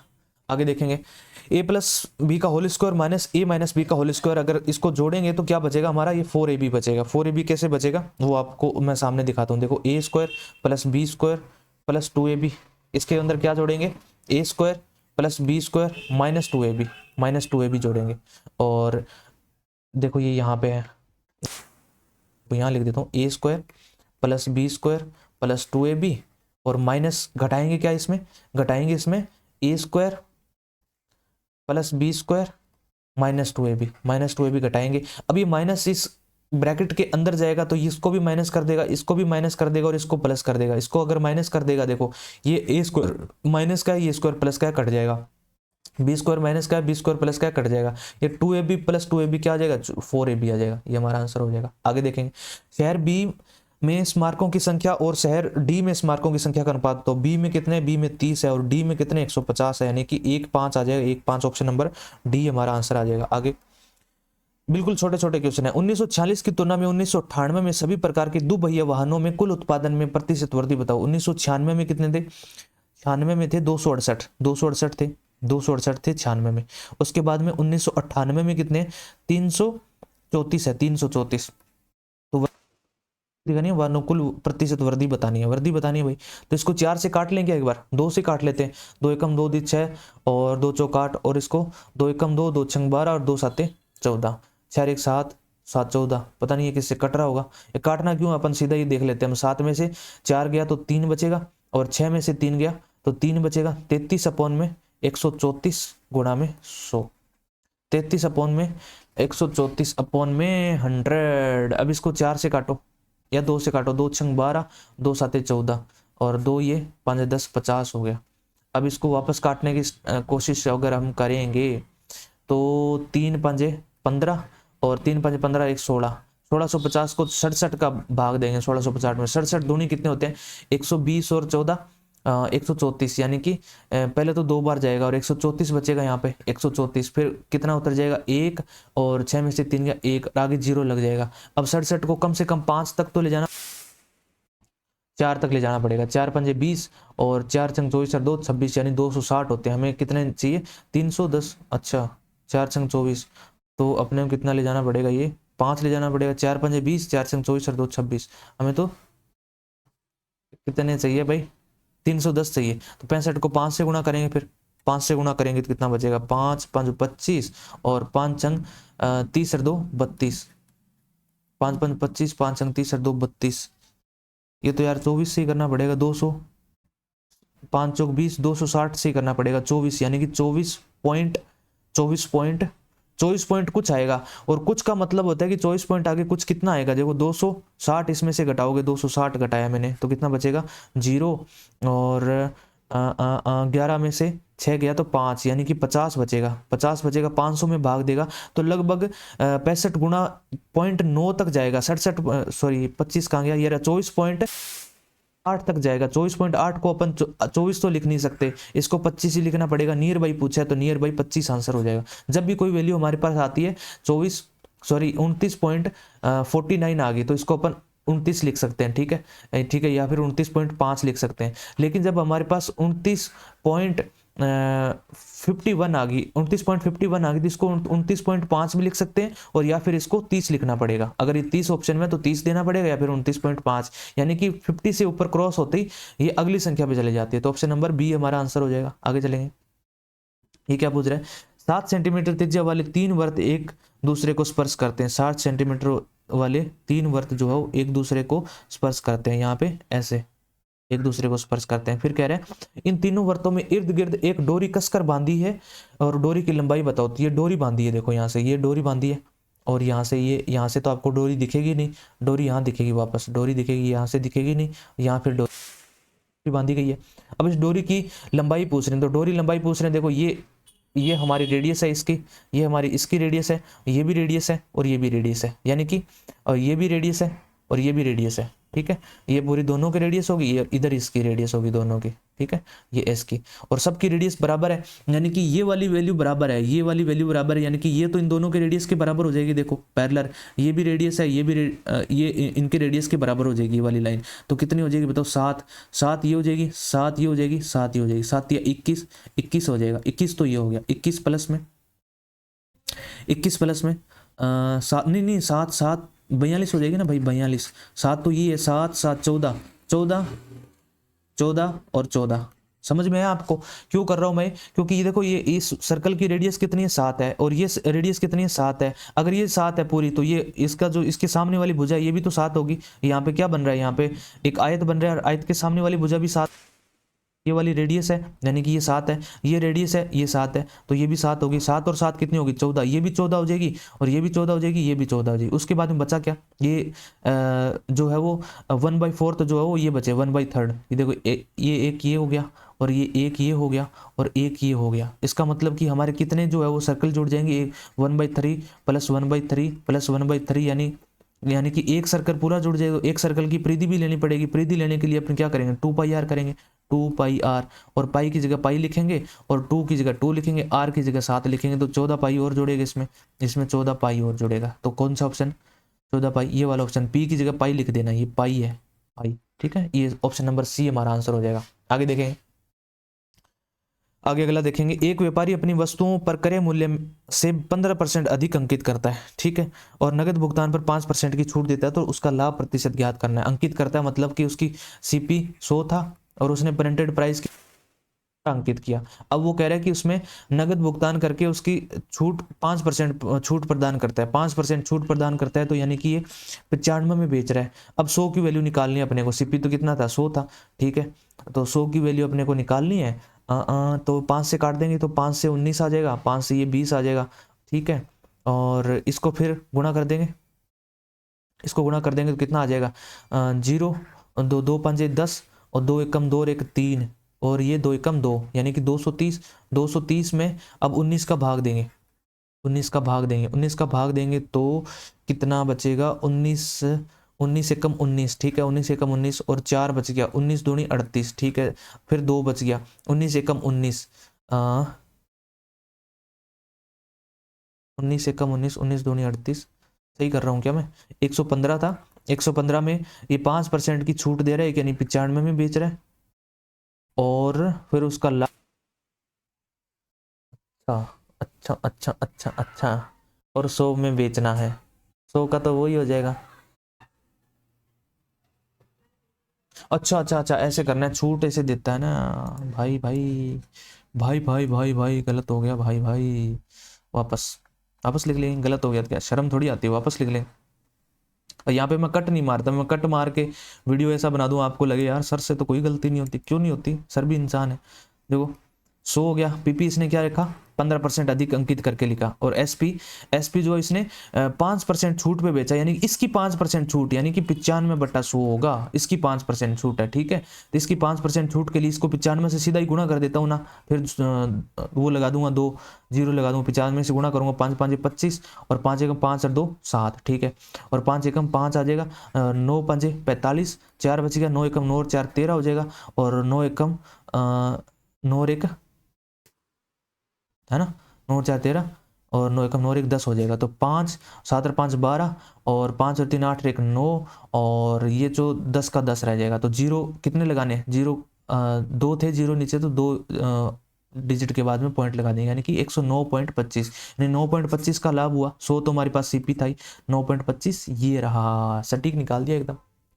आगे चलेंगे, 8 मीटर ऊंचाई और 10 मीटर तिर्यक ऊंचाई वाले एक लंब वर्तुल शंकु के वर्त तल का क्षेत्रफल, देखा हिंदी में क्या ही लिखा है इसने, what is the area of curved surface area, यानी सीएसए निकालना of right circular cone of height with height इतनी और स्लाइंट हाइट इतनी, तो देखो ये हमारा जो है वो एक कोण है, कोण उल्टा झोपड़ी बड़ी है, झोपड़ी कोई कोण बोलते हैं, उल्टा कोण होता है, इसकी हाइट दी है, रेडियस की दी नहीं, स्लाइंट हाइट कितनी दी है, स्लाइंट हाइट दी है 10 दी है, और हाइट 8 दी है, और ये राइट एंगल है, राइट एंगल बोला इसने, देखो राइट सर्कुलर कोण होता है, राइट सर्कुलर का मतलब ये वाला कोण 90 डिग्री, 8 है ये 10 है, तो ये कितनी हो जाएगी, 6 हो जाएगी, देख लो करके देख लेना भले, ये ट्रिपलेट भी बन रही है, और 8 का स्क्वायर प्लस 6 का स्क्वायर जोड़ेंगे तो 10 का स्क्वायर ही आएगा बीच में, ठीक है, तो 8 6 10, तो हमारा जो फॉर्मूला होता है, जो इसको इसका जो सीएसए निकालने का जो फॉर्मूला होता है वो क्या होता है, और पाई में ही निकालना है, तो सीएसए निकालने का फॉर्मूला क्या होता है, वो होता है हमारा पाई आर एल होता है, पाई आर एल, पाई आर एल, तो 22/7, पाई की जगह तो पाई रखना है, आर की जगह क्या रखना है, पाई, क्योंकि ऑप्शन में भी पाई रख रहा है सीधा, तो आर की जगह 6 रखेंगे गुणा 6, और एल की जगह 10 रखेंगे, तो 60 पाई आ जाएगा, 60 पाई, और ऑप्शन हमारा आंसर है। उत्पादन वाई का कुल उत्पादन, अच्छा उत्पाद वाई का कुल उत्पादन, उत्पाद जेड के कुल उत्पादन से कितना प्रतिशत है, उत्पाद वाई का कुल उत्पादन, वाई कहाँ है भाई, वाई ये रहा, कुल उत्पादन 18 और 13 कितने हो गए, 8 और 3 11, 11 और 20 कितने हो गए, 31, 31 और 17, 31 और 7 38 और 10 48, 48 और 8 कितने हो गए भाई 56, यानी कि वाई का तो हो गया भाई साहब 56, वाई का टोटल, वाई का उत्पादन कितने प्रतिशत है, तो कितने हैं, तो इसका ये पूछेगा ना, ठीक है, तो जेड का बताओ, जेड का 15 और 18 33, 33 और 12, 33 और 2 35 और 10 45, 45 और 20, 45 और 20 होते हैं 65, 65 में फिर एक घटा देंगे 64, यानी कि इसका कितना परसेंट है ये बताना है, गुणा में 100। अब ये कितने किससे कट रहा है, 4 से, 2 से, 28 से, 7 से कट रहा है, नहीं 8 से, नहीं नहीं 4 से कट रहा है, 2 से काट लेते हैं ना 28, और ये आ जाएगा आपका 32, इसको फिर 4 से काट लें, 4 8 32, 4 25, फिर इसको एक बार और काट लेते हैं, 2 चौक 8 और 2 14, ठीक है, और फिर इसको और काट लेते हैं, 2 से 2 दूनी 4 और 2 साते 14, 25 सात 175/2 और 2 8 16 और फिर यहाँ कितना बचेगा 2 साते 14, 87.5 आ जाएगा। 87 पॉइंट, ऑप्शन नंबर सी हमारा आंसर हो जाएगा। ठीक है भाई, आगे चलेंगे। आगे चलेंगे तो एक ज्योमेट्रिक इक्वेशन है, एबीसी में पी और क्यू क्रमशः ए बी इसी पर इस बिंदु इस प्रकार के पी क्यू ए सी पर बनाए। पी क्यू मतलब पैरेलल है ए सी के, दिया गया ए बी बराबर ये दिए गए, ए सी बराबर ये दिए गए, तो ये ट्राइंगल बना लेते हैं हम। ट्राइंगल पहले तो ट्राइंगल बना लेते हैं। तो पी क्यू ए सी के पैरेलल है, पी क्यू ए सी के पैरेलल है, ए सी के पैरेलल, तो ए इसको मान लेते हैं, बी इसको मान लेते हैं, सी इसको मान लेते हैं। ए सी के पैरेलल है पी क्यू, और पी किस पे, ए बी और बी सी पर, ए बी और बी सी पर, ए बी पर पी है और बी सी पर क्यू है, और इसके पैरेलल है, ये पैरेलल है, ये पैरेलल है। ठीक है भाई, और पैरेलल का मैंने एक रूल तो आपको बताया था कि इसमें जो थ्योरम वो क्या लगती है, बीपी अपॉन में बीपी अपॉन में ए बी, बीपी अपॉन में ए बी बराबर बी क्यू अपॉन में बी क्यू अपॉन में बी सी, यानी कि दिस अपॉन में दिस अपॉन में दिस पूरी, और बराबर दिस अपॉन में ये पूरी, या फिर इसके बराबर में और क्या हो सकता है, और इसके अपॉन में, इसके बराबर में हो सकता है पी क्यू अपॉन में ए सी, दिस अपॉन में पूरी दिस। ठीक है, ये एक थ्योरम मैंने आपको बता दिया। थ्योरम पे रिलेटेड ये क्वेश्चन क्या पूछा गया है, ए बी बराबर 26 है, ए बी बराबर ये पूरी 26 है। ठीक है भाई, पी क्यू बराबर 7 है, पी क्यू ये 7 है। ठीक है, और ए सी बराबर 10 सेंटीमीटर, ए सी कहाँ है भाई, ए सी 10 सेंटीमीटर है। तो क्या पूछा है हमसे, पक्का ये पूछी होगी, ए पी पूछी है। अच्छा ये पूछी है, ये ए पी पूछी है, तो क्या होगा, ये होगा हमारा बी पी अपॉन में 26, यानी ए बी कितनी है 26 है, बराबर 7/10 लिखेंगे अब, तो पी क्यू अपॉन में ए सी, पी क्यू ये वाला पी क्यू अपॉन में ए सी है, तो 7/10 हो जाएगा। अब बीपी निकालना है, हमें बीपी निकालने के लिए क्या करना पड़ेगा, पहले इसको काट दें, 13 और ये 5 आ जाएगा, यानी कि 13 7 91, 91/5, 91/5, 5 एकम 5, 4 बच गया, 5 8 40 और 5 दूनी 10, 18.2। अगर इसमें से अगर 26 में 18.2 में निकाल दूंगा तो ये एपी बच जाएगा ना। मैं तो बीपी की वैल्यू निकाल रहा हूँ, और 18.2 देखते ही आप तुक्का मारोगे, सीधा तुक्का तो नहीं आपने निकाला यहाँ पे, बस ध्यान 18.2 मारोगे और आपका गलत हो जाएगा, क्योंकि हमें तो ये एपी पूछा गया, ये वाली जो लेंथ पूछी गई है, ये वाली नहीं पूछी गई। तो ये वाली निकालने के लिए हम क्या करेंगे, 26 में से 18.2 घटा देंगे। अब 26 में से 18.2 घटाने के लिए पहले 18 घटाएंगे, 26 में से 18 घटा दिया तो कितना बचा, 8 बच गया, 8 बच गया, फिर 0.2 और घटा दिया तो 7.8 बचेगा। ठीक है, ऑप्शन नंबर बी हमारा आंसर हो जाएगा। आगे चलो भाई, आगे क्या कह रहा है, एक दुकानदार 7% की हानि पर कपड़ा बेचने के लिए विज्ञापन देता है। ठीक है भाई, और हालांकि 1 मीटर लंबाई वाले एक गलत पैमाने का उपयोग करके वह वास्तव में 24% का लाभ कमाता है। अच्छा, तो 1 मीटर के स्थान पर वह कितनी वास्तविक लंबाई का उपयोग करता है, तो एक दुकानदार 7% हानि पर कपड़ा बेचने के लिए विज्ञापन देता है। ठीक है, एक लाइन तो ये होगी। दूसरी, हालांकि 1 मीटर लंबाई के झूठे पैमाने का उपयोग करके यह वास्तव में 24% का लाभ कमाता है। ठीक है, दूसरी लाइन ये होगी।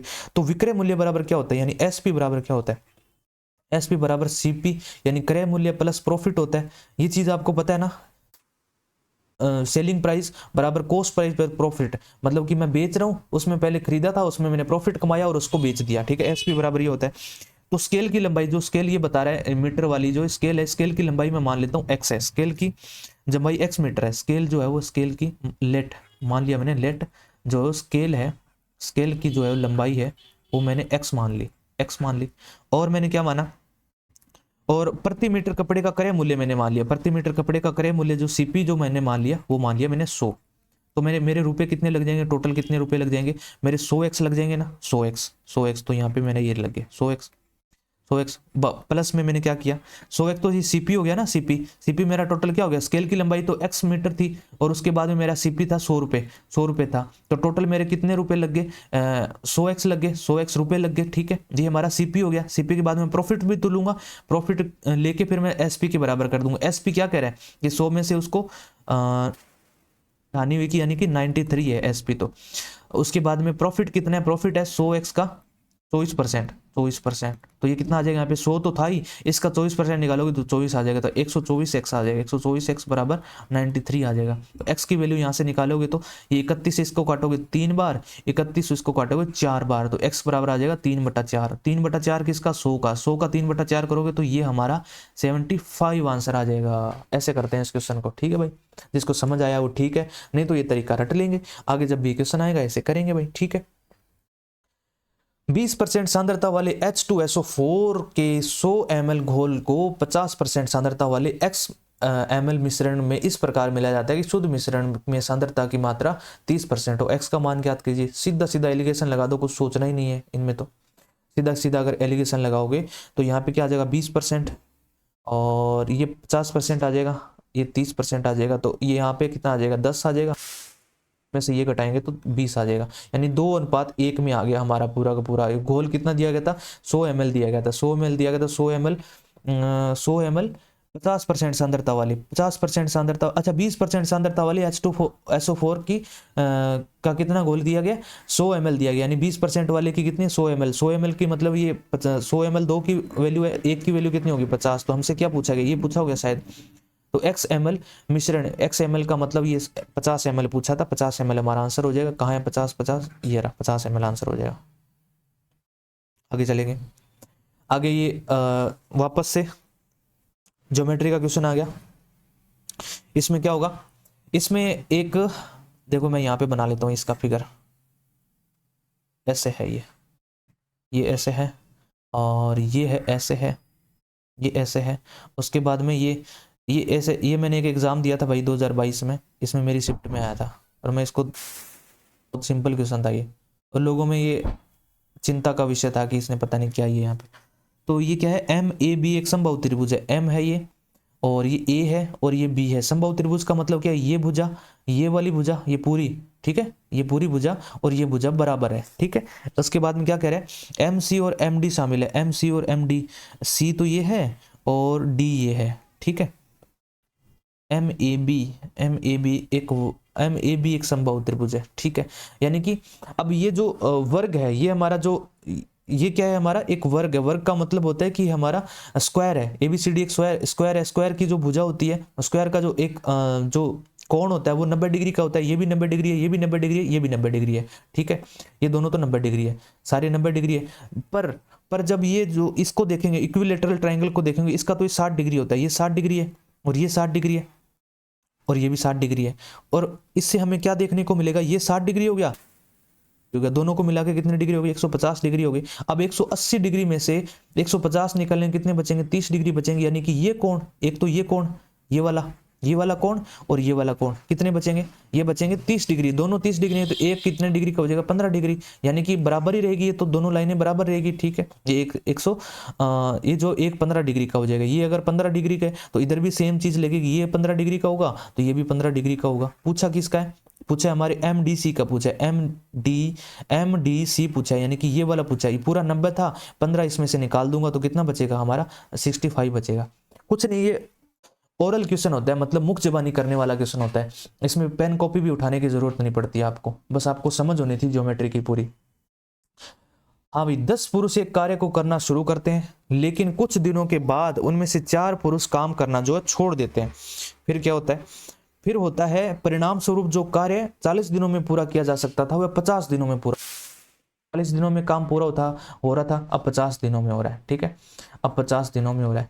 और कुछ पुरुष है वो छोड़ के चले गए थे, यानी कि x मान लिया कि x जो है वो x दिनों बाद जो है पुरुष छोड़ के चले गए। ये तो दिन है, ये भी डे है और ये भी डे है, x भी डे है, ये भी डे है और ये भी डे है। ये तो टोटल है, इतने दिनों में स्टार्ट किए थे, 10 पुरुषों ने काम किया था यहाँ पे तो स्टार्ट। और यहाँ पे भी कुछ पुरुष जो है छोड़ के चले गए, लेकिन यहाँ पे लास्ट में पुरुष बचे कितने, यहाँ पे कितने छोड़ के चले गए, कुछ दिनों के बाद 4 पुरुष छोड़ के चले गए, तो यहाँ पे कितने बचे 6 बचे। अब इस इक्वेशन को सॉल्व कर लो। इक्वेशन को सॉल्व करोगे देखो 10 का इससे गुणा करोगे 400 आ जाएगा, 400 माइनस 10x आ जाएगा बराबर 300 माइनस में 6x आ जाएगा। 300 को इधर लाएंगे तो ये 100 रह जाएगा और 10 को इधर लाएंगे तो ये 10 को इधर लाएंगे तो ये 4 बच जाएगा। 10 इधर आएगा तो प्लस का आएगा, प्लस 10 में से 6x घटाएंगे तो 4x बच जाएगा, 4x। तो x बराबर क्या आ जाएगा 25।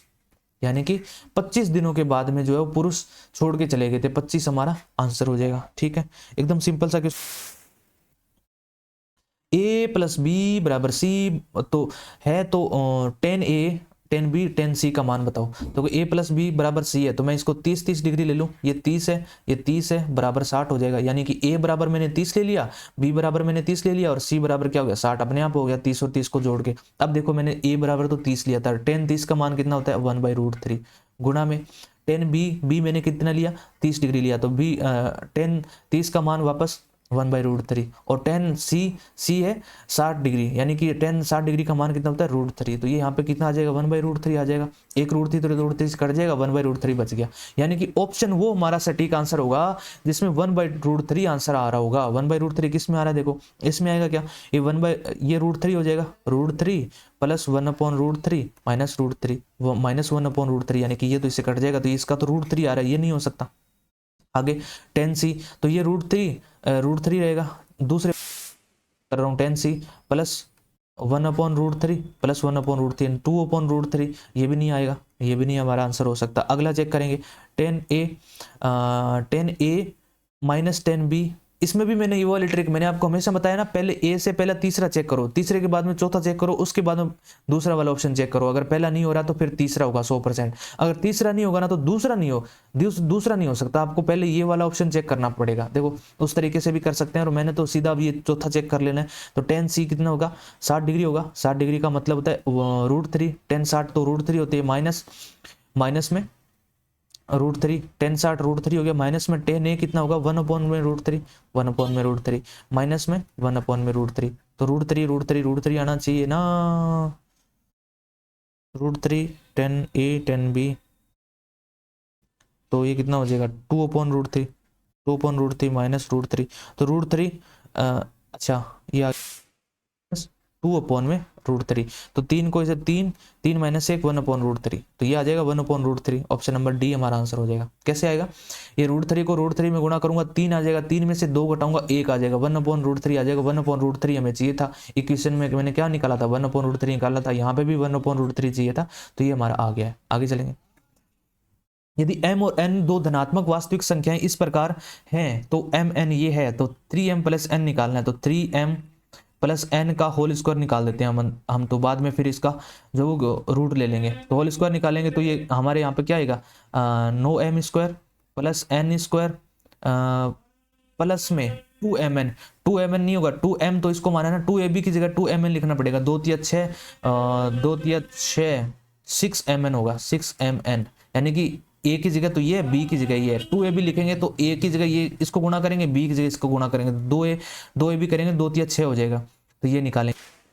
9m² प्लस n² का मान कितना दिया 40 दिया है, और 6 की जगह 6 लिख देंगे, m की जगह पे mn की जगह पे 4 लिख देंगे, तो 24 जोड़ेंगे 40 में कितना आ जाएगा 64 इसका स्क्वायर आया, तो इसका रूट करेंगे तो कितना आ जाएगा 8 आ जाएगा। ऑप्शन नंबर डी हमारा आंसर हो जाएगा। आगे चलेंगे, एक ट्रक 492 किलोमीटर की यात्रा 36 लीटर डीजल की आवश्यकता होती है, 36 लीटर डीजल में वो 492 किलोमीटर चल सकता है, तो 1 लीटर डीजल में कितना जाएगा 492 अपॉन में 36, और कितने 33 लीटर डीजल में कितने किलोमीटर की दूरी तय करेगा, तो 33 लीटर डीजल के लिए क्या करेंगे 492 अपॉन में 36 गुणा में 33, इसको काट लेंगे, 3 से 3 11, 3 12, अब 12 को इससे काटेंगे, 12 चौक 48, 12 एकम 12, 41 को 11 से गुणा करेंगे, 11 एकम 11, 11 एकम 11, एक ही ऑप्शन है जिसमें यूनिट डिजिट एक आ रहा है, ऑप्शन आ जाएगा हमारा 451। आगे चलेंगे,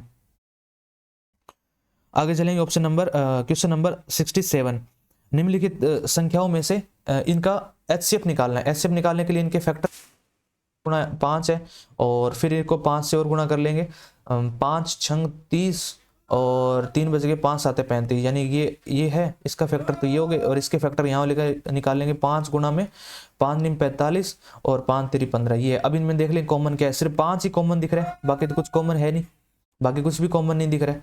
इसमें अगर देखते तो 3 और आ जाता, लेकिन इसमें भी 3 नहीं है, तो 5 ही ऐसा है जो HCF है। HCF क्या होता है रोजाना बताता हूँ, HCF और LCM में फर्क क्या होता है। HCF तो वो संख्या होती है हाईएस्ट कॉमन फैक्टर, दो इन तीनों संख्याओं को डिवाइड कर दे बराबर इक्वली, मतलब इसको भी कर दे, इसको भी कर दे, इसको भी करते, तो ऐसी कौन सी संख्या निकली 5 निकली, 5 इसको भी डिवाइड कर देगी, इसको भी कर देगी, इसको भी कर देगी। और LCM वो होता है एक लीस्ट कॉमन फैक्टर होता है जिसको इन तीनों संख्याओं ने डिवाइड करना होता है, ये भी कर देगी, ये भी कर देगी, ये भी कर देगी। इनका LCM लेना होता तो उस तरीके से लेते कि लीस्ट कॉमन फैक्टर लेते जिसको ये भी संख्या डिवाइड कर दे, ये वाली भी और ये वाली भी, ये वाली तीनों संख्या जो है वो डिवाइड कर दे। आगे चलेंगे, एक संख्या 221 को विभाजित करने पर 30 शेषफल बचता है, बहुत इंपॉर्टेंट क्वेश्चन है, स्टार लगा लो इसको, और एक 10 सेकंड का क्वेश्चन है, एग्जाम में फ्री के नंबर दिलवा के ले जाता है। शेष अगर इतना बचता है तो यदि समान संख्या को 13 से विभाजित किया जाता है तो शेषफल कितना होगा। जब भी इतना बोले तो शेषफल जो बचा ना उसमें ही भाग दे दो आप, तो 13 का भाग दोगे, 13 दूनी 26, बचे कितने 4, तो 4 शेषफल बचेगा, बस खत्म। 3 सेकंड का क्वेश्चन है। वर्ष 2019 में संस्था में कार्यरत अकाउंट में कुल कितनी संख्याएं थी? वर्ष 2019 में अकाउंट में कितने थी? ठीक है, अकाउंट्स में, अकाउंट्स कहाँ है भाई? अकाउंटेंट में, अकाउंटेंट ये रहे, यानी कि कुल संख्या कितनी थी संस्था में कार्यरत? कार्यरत संख्या कौन सी होगी? तो नियुक्त हो गए और सेवा मुक्त हो गए, मतलब कि इनको जोड़ के और ये जो है मतलब सेवा मुक्त, कैसे कैसे कैसे 35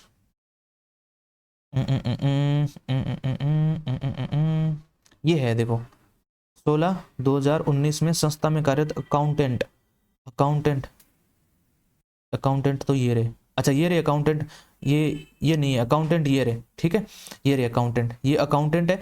कितने लोगों ने ज्वाइन किया और कितने लोग छोड़ के चले गए, वो जो इसका डिफरेंस होगा वही हमें बताना है, ठीक है। तो इनको जोड़ेंगे पहले, तो 35 और 26 और 15 और 15 20 और 14 इनको जोड़ेंगे तो कितना आएगा? देखो 35 में पहले 25 जोड़ लेंगे, 35 में 25 जोड़ेंगे तो 60 आ जाएगा, और 60 में फिर एक और जोड़ेंगे 61, 61 में फिर 15 जोड़ेंगे, पहले 60 में 15 जोड़ लो 75 और एक 76, 76 और 20 कितने हो? 86, 96, 96 और 4 100, 100 और 110 हो गया, ये तो 110 हो गया, ये 110, ये पूरा 110 हो गया। ज्वाइन तो 110 लोगों ने किया, और लेफ्ट कितने लोगों ने कर दिया? 16 और 5 21, 21 को 38 में जोड़ेंगे तो 38 में पहले तो 20 जोड़ लो, 38 में 20 जोड़ोगे तो 48 और 58 हो जाएंगे, 48 में फिर 58 में एक और जोड़ दो 59 हो जाएंगे, 59 में 4 जोड़ोगे तो 63 हो जाएंगे, 63 में 20 और जोड़ोगे तो 83 हो जाएंगे, -83 बराबर कितने बचे हमारे पास? 27 बचे, तो 27 ऑप्शन सी हमारा आंसर हो जाएगा, ये तो हमसे पूछ रहा है। दो उम्मीदवारों के बीच एक चुनाव में लड़े गए कुल डाले गए वोट का 76% प्राप्त हुआ और उम्मीदवार इतने वोटों से बहुमत से जीत गया, डाले गए कुल वोटों की संख्या बताओ। जब कोई बंदा 76% प्राप्त कर रहा था तो सामने वाला जो ये विनर है और जो ये लूजर है, दूसरे लूजर को 24% मिला होगा, इनका डिफरेंस कितना है? इसी डिफरेंस से तो वो जीता है, इनका डिफरेंस कितना है? 6 में से 4 घटाओगे तो 2 और 7 में से 2 घटाओगे तो 5 आ जाएगा। 52% की वैल्यू कितने दी गई? 148 जीरो ये दी गई है। अब इसको काटेंगे तो 13 चौको 13 4 52 से काटेंगे तो 4 13 हो जाएगा, और 4 इससे इसको काटेंगे तो 4 तेरी 12 और 2 4 7 28 ये बच जाएगा। 13 से तो ये कटेगा नहीं, तो फिर ये देख लेते हैं भाई, 52 ही बचेगा ना। 76, 6 में से 4 गए 2 और 7 में से 2 गए 5, 52 की वैल्यू 1480 है, ठीक है। तो डाले गए कुल वोटों की संख्या है, तो ये तो हो जाएगा 480 14 52 गुना में 100, तो इसको 13 से तो कटना पड़ेगा, नहीं कटेगा तो नहीं कटेगा तो नहीं कटेगा। अब हमारे पास तो मैंने ये कर लिया कि 370 आ गया इधर और इधर 13 आ गया, तो 370 बटे में 13 गुणा में 100 की वैल्यू अपने को निकालनी है, 100 की निकालनी है तो 37 जीरो और 00 हो जाएगा। 13 से अब गुणा भाग वो करेंगे, 13 दूनी 26 पॉइंटों में आएगा। नियर इंटीजर बोला है, केवल पूर्णांक संख्या पर विचार कीजिए, कंसीडर इंटीजर पार्ट्स ओनली। देखो 13 दूनी 26, 26 में फिर कितना बच गया आगे? 26 और 10 36 होते हैं, यानी कि 11 बच गया, तो 13 निमा 117 और 13 8 104 यानी 28, 2800 कुछ आएगा, 2800 कुछ देखो एक ही ऑप्शन में नहीं 2 में है भाई। 28 13 8 104 बच गए कितने? 6, तो 13 5 13 चौक 52 4 आएगा 2840, बस ये आ गया ना। इतना ही सोल्व करना है, आगे आगे सोल्व करके क्यों देखें, आगे सोल्व करके देख भी लोगे तो ये देखो 13 चौक 52 आगे, फिर 8 बच गए, 8 बच गए 13 की 78, 13 की 78 आ गए 2846 इंटीजर तक लेने के लिए बोला था, इंटीजर तक ले लिया। ये है x बराबर ये है, y बराबर ये है, तो x स्क्वायर अपॉन में 8 square plus y square upon पे y 9 स्क्वायर ये निकालना है। तो ये इसका क्या रखेंगे? मान रख लेंगे। क्या मान रखेंगे? इसका थीटा बराबर 0 लिख लेंगे, थीटा बराबर 0 लिख लेंगे। थीटा बराबर 0 लिखते ही क्या हो जाएगा? साइन थीटा, साइन 0 तो 0 होता है और कोस 0 जो है 1 होता है, कोस 0 1 होता है, कोस 0 1 होता है और साइन 0 जो है 0 होता है। तो ये हो जाएगा x बराबर 8 ही आ जाएगा, x बराबर 8 आ जाएगा। y बराबर क्या आ जाएगा? ये 1 में से 0 निकालेंगे तो y बराबर भी 9 आ जाएगा, ठीक है। तो x स्क्वायर यानी कि 64 बटा में 8 का स्क्वायर प्लस 81 अपॉन में 8 9 का स्क्वायर, तो बराबर कितना आ जाएगा? 2 आ जाएगा। इनसे कटेंगे, ये एक बार कटेगा, ये एक बार कटेगा, एक और एक 2, 2 हमारा आंसर हो जाएगा। आगे चलेंगे, आगे क्या है? हाँ, केंद्र O वाले एक वर्त का व्यास AB है, केंद्र O वाले वर्त का व्यास AB है। यदि P वर्त पर एक बिंदु इस प्रकार है, AOP OBP बताना है, ठीक है भाई। कि पहले तो एक वर्त बना लेते हैं, ये रहा आपका प्यारा सा बहुत गंदा सा वर्त। उसके बाद में इसका ये मिड पॉइंट है, यानी कि हमारा जो है केंद्र है। उसके बाद कह रहे ए बी व्यास है, ए बी व्यास है, ए बी व्यास है, ये ए बी भाई साहब ये व्यास है पूरा, ये ए है और ये बी है, व्यास हो गया। पी वर्त पर एक बिंदु पर स्थित बिंदु है, तो पी तो कहीं भी हो सकता है, लो मैंने पी यहाँ लिख दिया, ये पी है। फिर कह रहे हैं कि ए ओ पी 110 है, ओ तो ये इसका सेंटर है, ठीक है, ए ओ पी 110 है, ए ओ पी 110 है, ये 110 है तो 180 डिग्री, तो पूरी लाइन का कोण 100 डिग्री होता है, 180 डिग्री होता है, 110 में से इसको घटाएंगे तो ये बचेगा 70। अब एक बात बताओ, जो मैंने आपको कल भी बताया था, जो जिस ट्राइंगल की दो भुजाएं बराबर हो जाती है तो उसके आमने सामने के कोण भी बराबर हो जाते हैं, ये थीटा है तो ये भी थीटा होगा। देखो इसकी भुजाएं बराबर है कि नहीं है, इन दोनों की, ये वाली और ये वाली बराबर है कि नहीं है, कैसे नहीं है, देखो ये है बराबर, क्यों, क्योंकि ये रेडियस है दोनों, ये भी रेडियस है और ये भी रेडियस है, दोनों रेडियस है, और रेडियस तो दोनों बराबर होती हैं। इसकी रेडियस ऐसे तो है नहीं, ये वाली रेडियस अलग हो जाएगी, ये वाली रेडियस अलग हो जाएगी, दोनों रेडियस बराबर है, ये वर्त की रेडियस तो बराबर ही होती है हमेशा। ये भी कितनी है रेडियस तो दी नहीं गई है, ये आर है तो ये भी आर है, ठीक है, यानी कि ये बराबर है और ये वाली जो है वो अलग होगी, तो इसके सामने वाले कोण भी बराबर होंगे, ये थीटा होगा तो ये थीटा होगा, ठीक है। अब 70 तो ये हो गया, एक कोण तो 70 हो गया, अब दूसरे दो थीटा बचे, तो 170 में से 180 में से 70 निकालेंगे तो 110 बचेंगे, 110 को 2 में भाग करेंगे क्योंकि 2 थीटा की वैल्यू है, इस थीटा और थीटा 2 थीटा हो गया, एक की वैल्यू निकालेंगे तो 2 का भाग दे देंगे तो 55 आंसर आ जाएगा हमारा। आगे चलेंगे, ए एक समान अंतराल में बी का पीछा कर रहा है, ए 8 छलांग लगाता है, ठीक है, और जबकि बी 6 छलांग लगाता है, तो इसकी स्पीड कितनी होगी, ए और बी की, ए और बी की स्पीड जो हो जाएगी वो, ए तो कितने छलांग लगाता है, 8 छलांग लगाता है और बी 6 छलांग लगाता है, और इसका जो टाइम का रेशियो क्या हो जाएगा, टाइम का रेशियो हो जाएगा 6 और 8 रेशियो, ये था टाइम का रेशियो ये हो जाएगा। लेकिन ए है वो 7 छलांग में तय की गई दूरी 5 छलांग में तय की दूरी के बराबर है, ठीक है, ए की जो है 7 छलांग में तय की गई दूरी वो है वो बी की 5 छलांग में तय की गई दूरी के बराबर है, तो ये तो डिस्टेंस का रेशियो हो जाएगा। जब भी आपको ए और बी की चाल बताओ तो चाल क्या होती है, जब भी मैं आपको बोलूं कि स्पीड निकालो, स्पीड क्या होती है, डिस्टेंस अपॉन में टाइम होती है, डिस्टेंस अपॉन में टाइम। अब बताओ ये तो हमारा टाइम हो गया, ये टाइम का रेशियो हो गया, ये डिस्टेंस का रेशियो हो गया, तो 7 अपॉन में 6 अनुपात में 8 अपॉन में 5, तो 5 ये कितना आ जाएगा हमारे पास, अ, अ, अ,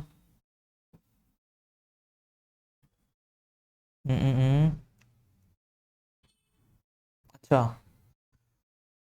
एक मिनट एक मिनट एक मिनट एक मिनट एक मिनट एक मिनट, ये क्या रहेगा हमारा, देखो इसमें क्या कहा गया कि देखो मैंने एक तो आपको बता दी कि डिस्टेंस जो होती है, डिस्टेंस बराबर होता है हमारा, सॉरी जो हमारी स्पीड होती है, स्पीड बराबर होती है डिस्टेंस अपॉन में टाइम होता है, डिस्टेंस अपॉन में टाइम। एक की छलांग कितनी है, एक की 7 छलांग, देखो मैं यहाँ लिख देता हूँ, एक की 7 छलांग, एक की 7 छलांग बराबर बराबर बी की 5 छलांग, बी की 5 छलांग, 5 छलांग है, ए की 7 छलांग बराबर बी की 5 छलांग है, ठीक है, और ए की 8 छलांग बराबर, ए की 8 छलांग बराबर क्या होगा, ए की 8 छलांग बराबर क्या होगा, ए की 8 छलांग बराबर, यार इतना आप समझोगे नहीं, मैं सीधा रेशियो से लेता हूँ, अब फिर कंफ्यूजन हो जाएगा कौन सी ए की छलांग और कौन सी बी की छलांग, फिर कमेंट में लिखते फिरोगे, ठीक है, सीधा ही लेता हूँ। देखो इनकी स्पीड का रेशियो क्या था, स्पीड का रेशियो था हमारा ए कितनी लगा रहा है, ये ए है और ये बी है, सिंपल, बस कुछ नहीं लेना। स्पीड का रेशियो ये 8 छलांग लगा रहा है तो वो 6 लगा रहा है, ठीक है, यानी कि 4 और 3 हो गया, सॉरी 4 और 3 हो गया, टाइम का रेशियो हो गया हमारा 3 और 4, 3 और 4 हो गया, ठीक है। अब जो है वो क्या कह रहा है कि एक 7 छलांग में तय की गई दूरी बी ए की ए गुणा 7 बराबर बी गुणा में 8 है, तो ए अनुपात बी क्या हो जाएगा, ए अनुपात बी हो जाएगा 7, 8 अपन पे 7 हो जाएगा, तो ए अनुपात बी कितना हो जाएगा, 8 अनुपात में 7 हो जाएगा। अब मैंने आपको जैसे बताया कि स्पीड बराबर होता है डिस्टेंस अपॉन में टाइम, तो डिस्टेंस अपॉन में टाइम लगा देंगे, डिस्टेंस कितनी है 8 और टाइम ये 3 हो जाएगा, अनुपात में ये डिस्टेंस यहाँ पे 7 है, अपॉन में 4 हो जाएगा, तो 7 या 21 8 चौक 32, 7 या 21 और 8 चौक 32, यही हमारा आंसर आना चाहिए फिर तो, 7 या 21 और 8 चौक 32।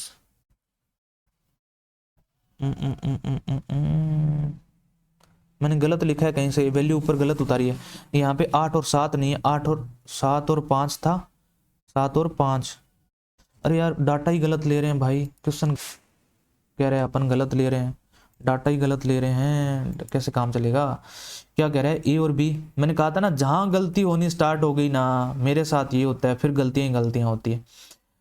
स्पीड का रेशियो क्या है, स्पीड का रेशियो है 8 और 6, तो टाइम का रेशियो क्या हो जाएगा 6 और 8 हो जाएगा, 6 और 8 हो जाएगा। फिर डिस्टेंस कह रहे हैं कि ए जो है ए गुणा 7 बराबर बी गुणा 5 है। अच्छा बी गुणा 5 है, ठीक है। तो ए अनुपात बी क्या आ जाएगा, हो जाएगा 5/7। ये हमारे डिस्टेंस का रेशियो हो गया। डिस्टेंस का रेशियो क्या आ गया, बी ए कितना है 5 और बी कितना है 7 आ गया। अब यहाँ पे क्या निकालना है, अब निकालना है हमें एवरेज स्पीड निकालना है। स्पीड के लिए क्या होता है, डिस्टेंस अपॉन में टाइम होता है। डिस्टेंस कितनी है 5 और 7 है, और टाइम कितना है, इसके अपॉन में टाइम लिखेंगे तो इसके अपॉन में टाइम 6 आ जाएगा, इसके अपॉन में 8 आ जाएगा। रेशियो से गुणा करना था, 5 8 40 और 6 7 42, यानी 40/42 आ जाएगा। 40/42 को अगर काटेंगे तो 20/21 आ जाएगा। इसका है ऑप्शन नंबर सी में। बस बहुत दिक्कत हो गई यार इस सवाल में, तो बहुत टाइम लग गया। एक निश्चित समय अवधि में एक धनराशि साधारण ब्याज की 5% प्रतिवर्ष की दर से स्वयं की दोगुनी हो जाती है। यानी कि स्वयं की दोगुनी का मतलब क्या हुआ, यदि समान अवधि में, ये समान अवधि यानी पहले तो अपने को टाइम निकालना पड़ेगा, निश्चित समय अवधि। तो एक कोई 100 रुपये थी, उसको मैंने 5% ब्याज पे लगाया, और x साल के लिए, और क्या कह रहा है कि स्वयं की दोगुनी हो जाती है। दोगुनी का मतलब वो 100 का 100 ब्याज दे दिया उसने, कोई राशि थी, एक साल में वापस 100 ब्याज दे दिया। 100 तो थी, 100 उसने ब्याज दे दिया तो दोगुनी होगी। यानी कि इसको काट पीट के क्या करेंगे, 5% हटाया तभी तो ये यहाँ पे लगा था 100, तो 100 5 20, यानी कि x बराबर आ गया हमारे पास, x बराबर 20 वर्ष आ गए, 20 वर्ष। आगे क्या कह रहे हैं, यदि समान अवधि में समान धनराशि, समान अवधि कितनी है, अब की बार 20 वर्ष है। उसके बाद में कितने रेट पूछ रहा है, रेट यहाँ पे x लिख देंगे, यहाँ पे रेट r लिख देंगे, अपॉन में 100 बराबर ये कह रहा है कि 5 गुना हो जाती है। 5 गुना कब होगा, ये 100 तो है, 400 ब्याज और कमा लेगी तो ये 5 गुना आ जाएगी। कोई राशि मैंने आपको बोला कि पहले मेरे पास 100 थी और इसकी 5 गुना करनी है, तो ये 500 हो जाएगी। यानी कि 400 ब्याज कमाए, नहीं ब्याज का वैल्यू, ये PRT ब्याज का ही तो जो है वो फॉर्मूला होता है, PRT अपॉन में 100, ये ब्याज का फॉर्मूला होता है, ठीक है। अब इसको काटेंगे तो देखो कितना बचेगा, 100 से 100 कट जाएगा, और 20 से ये 20 बार कटेगा, नहीं r बराबर 20% आ जाएगा। ऑप्शन नंबर ए हमारा आंसर हो जाएगा। आगे चलो, एक मिश्रण में दूध और पानी का अनुपात 5:3 है, ठीक है भाई। मिल्क और वाटर है वो 5:3 है, 5:3 है। फिर कह रहा है कि 7 लीटर पानी मिलाने के बाद दूध और पानी का अनुपात, मिल्क और वाटर का अनुपात 1:2 हो जाता है। अब मुझे एक बात बताओ, मिला तो ये पानी रहा है, तो दूध कुछ चेंज होगा भाई, दूध को तो सेम रखना पड़ेगा, ये ऊपर ये भी सेम है, ये भी यहाँ भी सेम रखना पड़ेगा। सेम करने के लिए इसको 5 से गुणा करने का पड़ेगा। 5 से अगर इसको मैं 5 आ जाएगा, और 5 दूनी 10 आ जाएगा, यानी कि डिफरेंस कितना आया 7 यूनिट की वैल्यू कितनी है, मिश्रण में दूध की मात्रा ज्ञात करनी है। 7 लीटर पानी मिलाया था, 7 लीटर पानी मिलाया था, 7 लीटर पानी मिलाया था, 7 की वैल्यू 7 है, 1 यूनिट की वैल्यू 1 ही हो जाएगी, और 3 की 3 हो जाएगी। यानी पहले 3 लीटर तो वाटर था और 5 लीटर मिल्क था। क्या पूछा इसने, तो मिश्रण में दूध की मात्रा ज्ञात करें। दूध की मात्रा कितनी थी 5 लीटर। एक चीज यहाँ रखना, यहाँ एक चीज याद रखना, जब भी ये मैंने बोला ना 1 यूनिट की मतलब 1 हो गया, 7 की मतलब 7 हो गया, तो आप कहीं इस 10 की मतलब 10 मत निकाल देना, पहले 3 की निकलेगी, इसके बाद में जो जोड़ा है वो जोड़ना पड़ेगा, ठीक है। तो 3 की वैल्यू 3 होगी, 5 की वैल्यू 5 होगी, क्योंकि 1 की वैल्यू 1 थी, तो 5 लीटर हमारा आंसर आ जाएगा। आगे चलेंगे, चलो भी अब हमारी इंग्लिश आ गई, हमारी और किसी की भी बारी नहीं, इंग्लिश एकदम हार्ड, ठीक है भाई। हार्ड भी इतनी भी हार्ड नहीं है, करेंगे। इनकरेक्ट स्पेलिंग देखनी है, देखो कमेटी की स्पेलिंग सही है। कमेटी की स्पेलिंग क्या होती है, COMM होता है, फिर I लगा देते हैं, फिर DT, फिर EE, कमेटी हो गया। उसके बाद में ये क्या है, इंटरवेंशन की स्पेलिंग INTER हो गया, इंटर हो गया, VENTION, इंटरवेंशन हो गया। उसके बाद आउटकम की तो है ये, तो ये क्वेश्चनर की स्पेलिंग गलत है। क्वेश्चनर की स्पेलिंग जो है वो सही स्पेलिंग क्या होती है, वो होती है QUESTIONAIRE,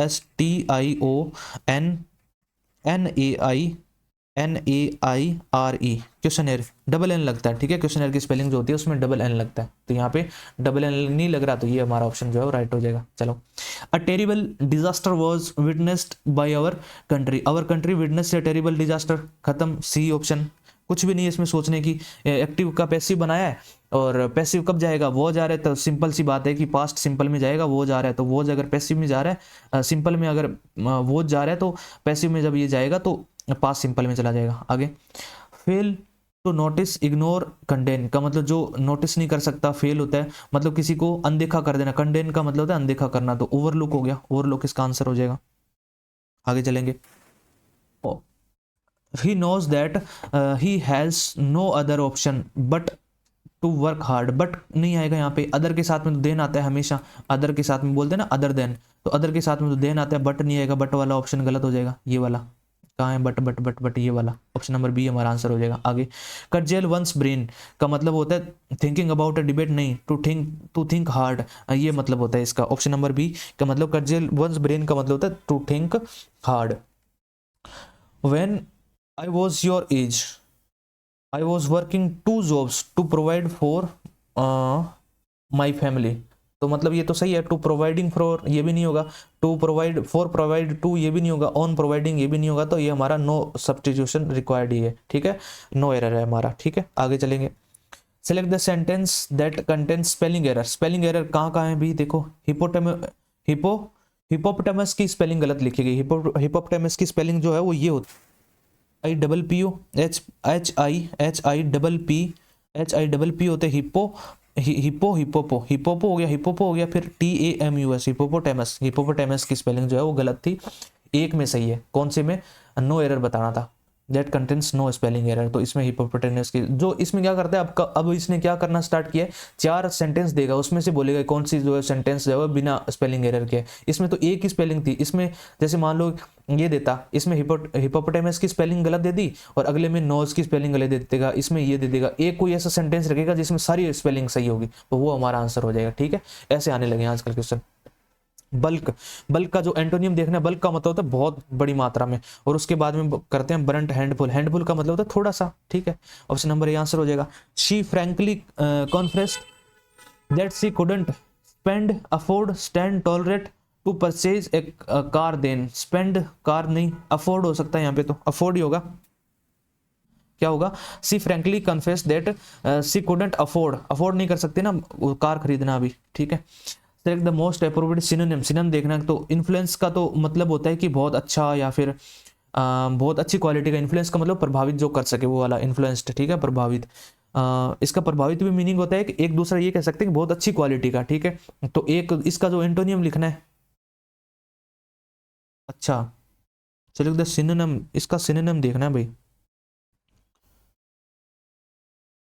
सिनोनिम देखना है, सिनोनिम एंटोनियम देखना है भाई, यहाँ पे एंटो, इसका एंटो देखना है, एंटो क्या होगा, हेकनेड, हेकनेड होता है घिसीपटी, घिसीपटी क्वालिटी होती है ना हेकनेड की, हेकनेड का मतलब होता है घिसीपटी क्वालिटी, यहाँ एंटो देखना था इन्फ्लुएंस्ड का, ये सारे तो इसमें से कुछ बन ही नहीं रहा था, हेकनेड ही है, एंटो देखना था, ये मुझसे मिसप्रिंट हो गया, मैंने यहाँ पे एंटो की जगह सिनोनिम लिख दिया, ठीक है, लेकिन मुझे याद था कि यहाँ पे हेकनेड जो है इसका एंटोनियम पूछा था इन्फ्लुएंस्ड का, ठीक है।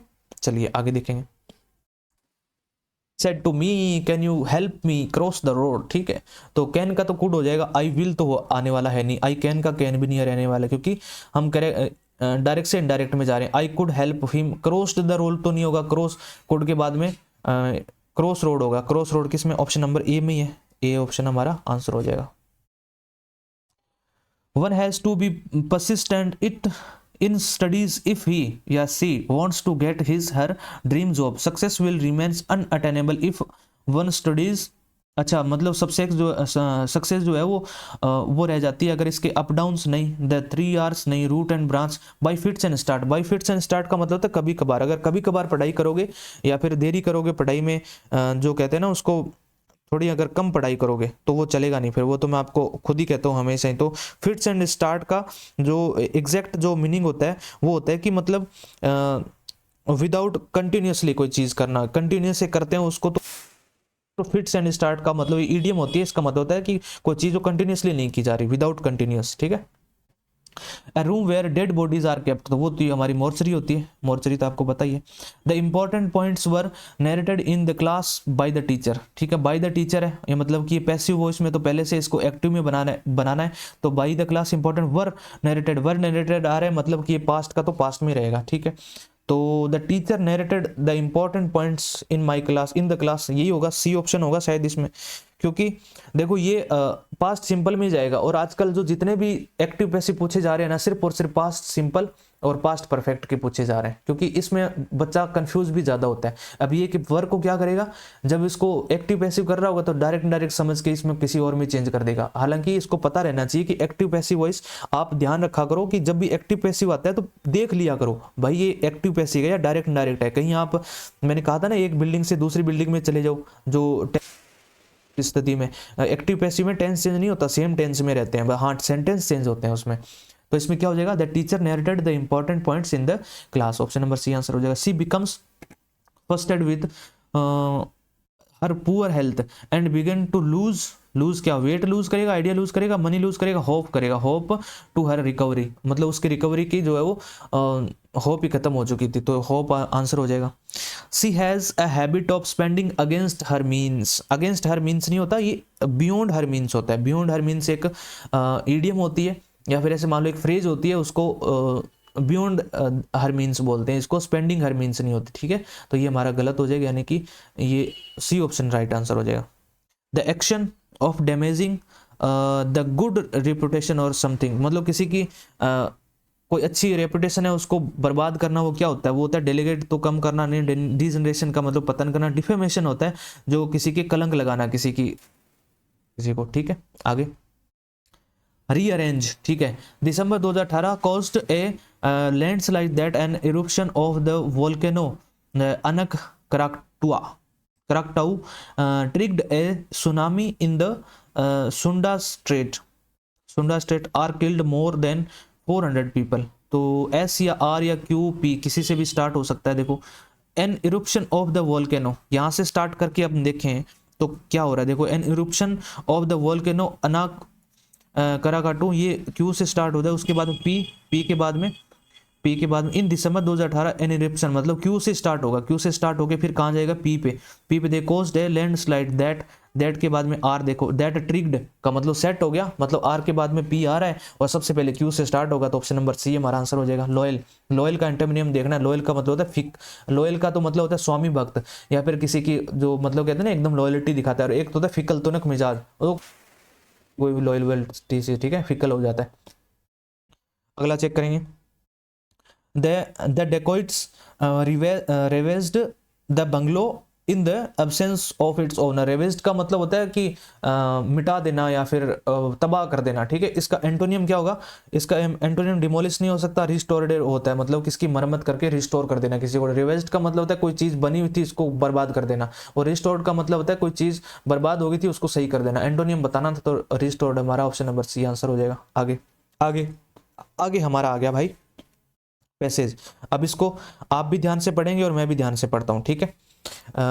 During the pandemic remote working has kept the work going to across almost every industry got shut down physically during the lockdowns, but the work from home model tried to the effect of the lockdown when it comes to job. In the future also many businesses across the globe including the information technology continuing with the hybrid model.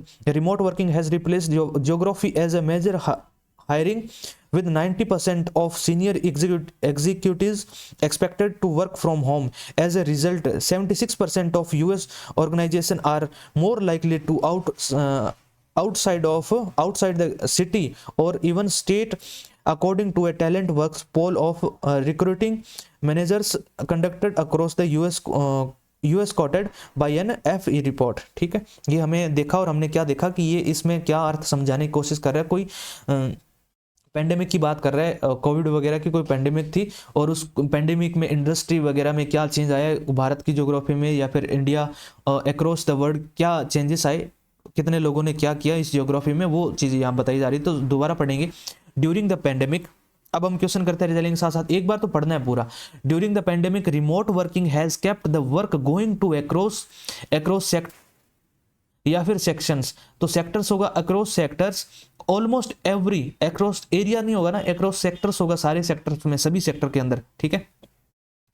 Almost every industry got shut down, सारी industry मतलब सब बंद हो चुकी थी physically during the lockdown, but the work from home model tried to substitute या reduce reduce के बाद में reduce the effect of lockdown का मतलब रिड्यूस कर रहा था, इफेक्ट ऑफ लॉकडाउन को रिप्लेनिश तो नहीं कर रहा था, रिड्यूस कर रहा था, रिड्यूस कर रहा था मतलब कि ऑप्शन नंबर बी आ जाएगा। ठीक है, आगे बढ़ेंगे।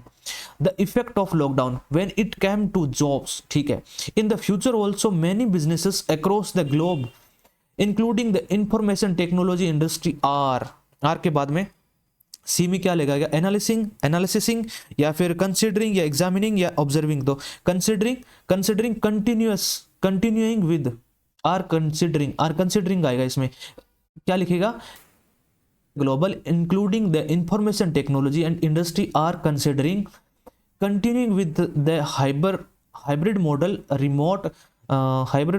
Remote working has replaced geography as a major hiring के बाद में डी में क्या आएगा, मेजर हायरिंग के बाद में आएगा मेजर हायरिंग क्राइटेरिया या फिर क्राइटेरियन मेजर हायरिंग क्राइटेरियन ही होगा, क्योंकि क्राइटेरिया तो एक जो होती है वो सिंगल फॉर्म होती है और क्राइटेरियन होता है वो प्लूरल होता है, तो प्लूरल लगेगा, हमें क्राइटेरियन लगेगा।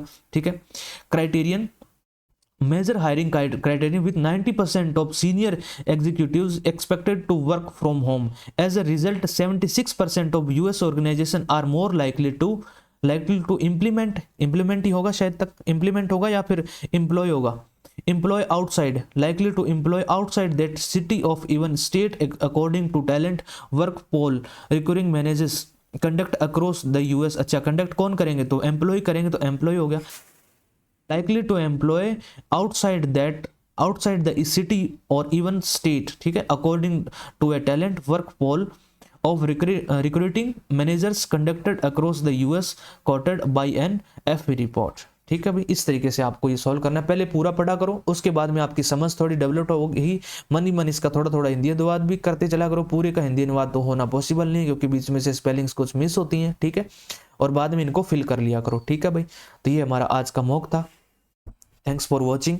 लाइक करना, चैनल को सब्सक्राइब करना, और डेली 2 बजे आपको ये मॉक मिल जाता है। इस मॉक को लगाना नहीं भूलना। जो भी लोग मॉक तैयारी कर रहे हैं एसएससी की, उनके हिसाब से मैं मॉक लगाता हूँ। मैं इसके 100 क्वेश्चन पहले इतने कंठस्थ नहीं करके आता हूँ कि आपके सामने सीधे जो है वो 1 घंटे में रख दूँ। मैं उसी तरीके से आपके सामने मॉक लगाता हूँ जैसे एक नॉर्मल बच्चा भी बैठे जिसको मैं दूँ कि ये 100 क्वेश्चन करके दिखाओ, तो उसकी तरह ही मैं करता हूँ। बस मैं जब ये पीपीटी बना रहा होता हूँ तब मैं ज़रूर देख लेता हूँ कि इसमें क्या तरीका लगेगा, तो वो तरीके मैं आपके सामने लगाता हूँ। तो कई बारी कुछ चीज़ें गलत भी मिस्टेक हो जाती हैं, फिर मैं सही करके आपको बताता हूँ। तो वो ये तरीका है मेरा आपको सिखाने का कि मॉक में कैसे जो परफॉर्म करते हैं। ठीक है भाई, तो आई होप मेरी बात आप समझ पाए हैं बहुत अच्छे से। और शाम को जब मैं 7 बजे लाइव आता हूँ, तो 7 बजे लाइव आप मुझे ज़रूर मिला करो भाई। सब लोग लाइव में आया करो। जितने भी आपके कोई भी डाउट हो तो मुझसे पूछा करो। वो 30 ही मिनट का लाइव मैंने कर दिया। पहले मैं ज़्यादा करता था, 1 घंटे तक मैं लेता रहता था, पर अब जो भी है डाउट कोई भी किसी के रह जाते हैं तो फिर अगले दिन पूछते हैं। वो मैं 30 मिनट ही लेता हूँ। तो बाद में भी अगर देखना चाहें तो वो देखा करो, ताकि आपके भी कोई डाउट हो सकते हैं जिसमें आप वो देख सको। और अपने आप को मोटिवेटेड रखो। आपने ये मॉक अगर अटेंड किया है पूरा, इसका मतलब आप बहुत अच्छा कर रहे हैं। और आपने 30-40 मॉक जब आप अटेंड कर लेंगे तो इसके बाद आपको लगेगा कि हाँ मैंने कुछ तो लाइफ में किया है, कुछ जो है मैं एसएससी की जो प्रिपरेशन में अपने एफर्ट डाल रहा हूँ। ठीक है, तो ये चीज़ें आपको करते रहना है।